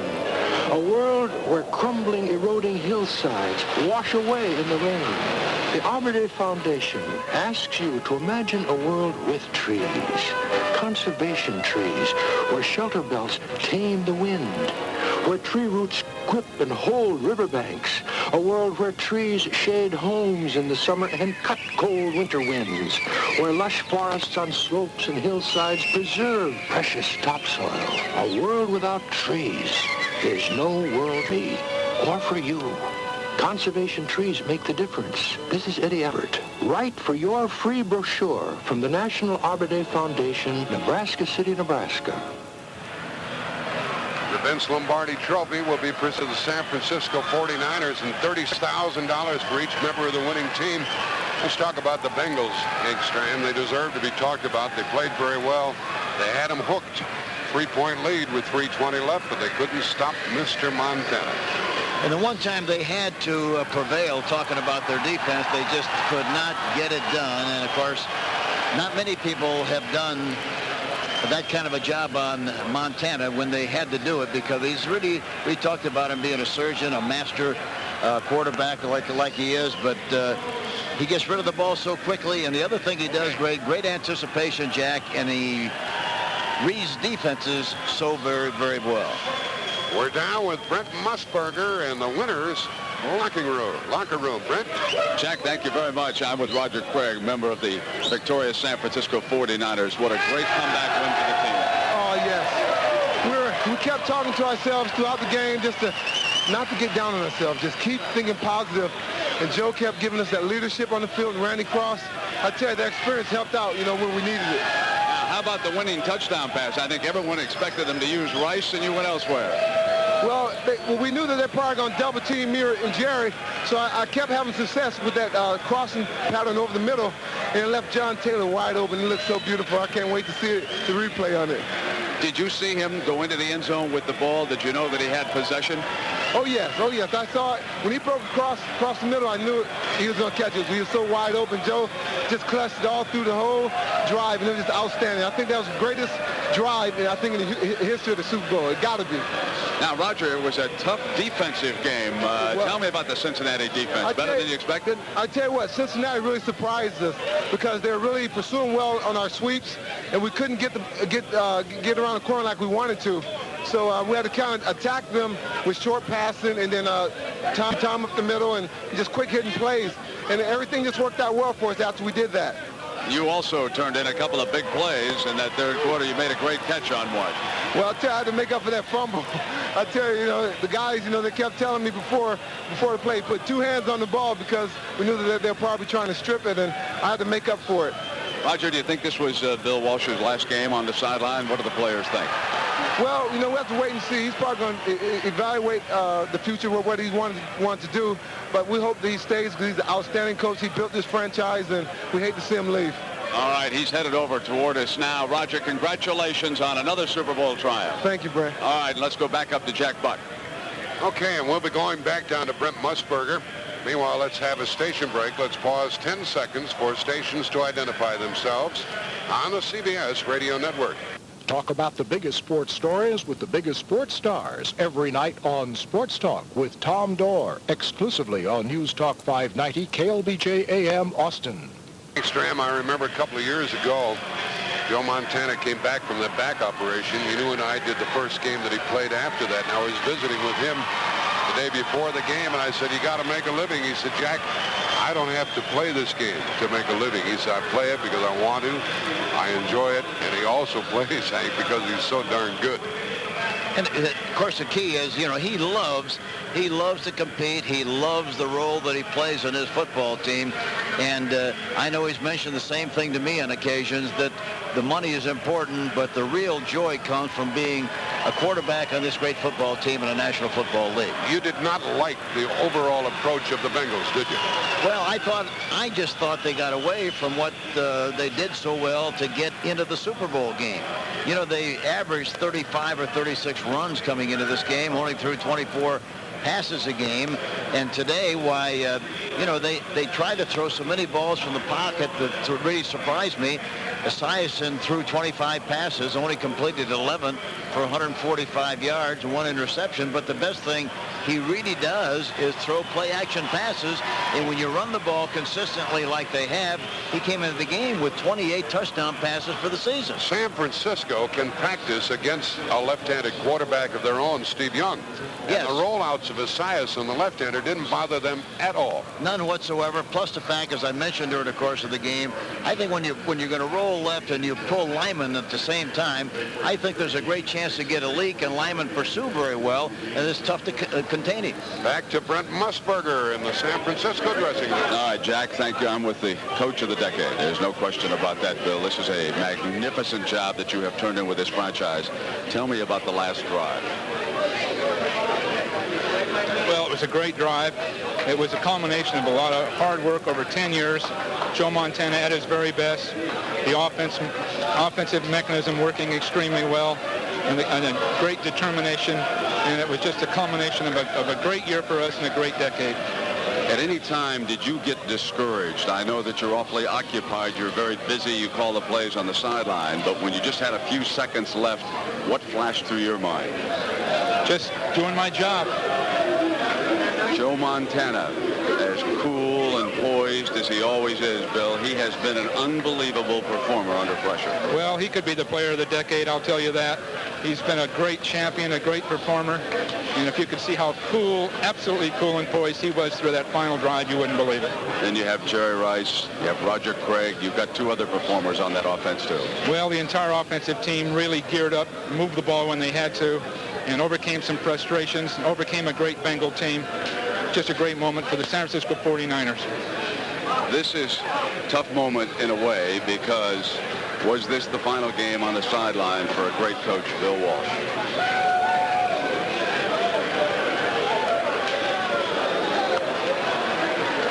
Emotional moment right now with the coach down here inside the locker room, Jack, embraced by one of his friends down here inside the locker room.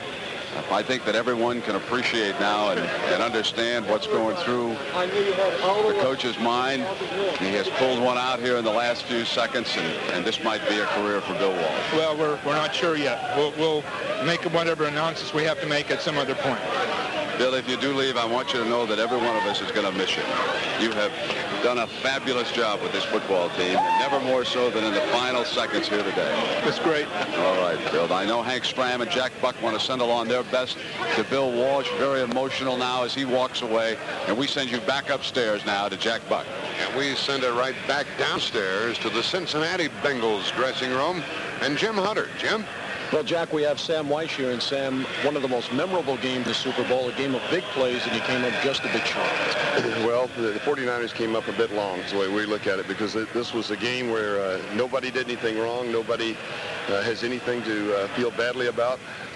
They played beautifully, the 49ers did. They made some big plays right at the moments they had to have them. We made some big plays with a beautiful touchdown on a kickoff return and long drives and field goals at the clutch moments, right at the outer limits of the range of our kickers, and it was the way the Super Bowl should be. It was two teams playing their hearts out and going right down to the wire. You know, the way the game developed, normally in a Super Bowl, you think of mistakes, how teams are able to break open big games and big leads, but in this game it wasn't that. It was just a game of grind it out, and it really did go down to the final gun. Well, it went down to the final gun, and you know, when you say grind it out, that's you're complimenting two defenses is what's happening. Sometimes fans judge the games on how offensive it was rather than how many good plays are made on defense or on the special teams. This was a game that was dominated by the defenses and big plays. So because we're dominating throughout the game, you're trying to make adjustments? Well, we're constantly making adjustments year-round, and so are the 49ers. That's part of the strategy of the game, is you go in with a game plan, and as you see changes in their game plan, you adjust. Tough at this moment, but after going 4-11, getting to the Super Bowl, what a turnaround. Well, it's a great turnaround, and it is just as empty a feeling when you walk away from a loss, because what we had invested in this season, and everybody had so much riding on it. All the players, all the heartaches that we went through, tremendous mountain we had to climb here to get back, and I feel so bad for the players because they came within 34 seconds. That's a haunting thought, isn't it? Well, on Monday you were saying how no one had faith in this team, and they showed everybody exactly how good they are. Nobody but this team had faith in it, and our fans. We've had loyalty plus at home, and our guys have believed in ourselves, and our coaches and our position coaches, the guys that get no credit at all. It seems like they've worked too. This has just been this has been a hard loss to take because we came so close and we came from so far. Sam, thank you. Okay, thank you.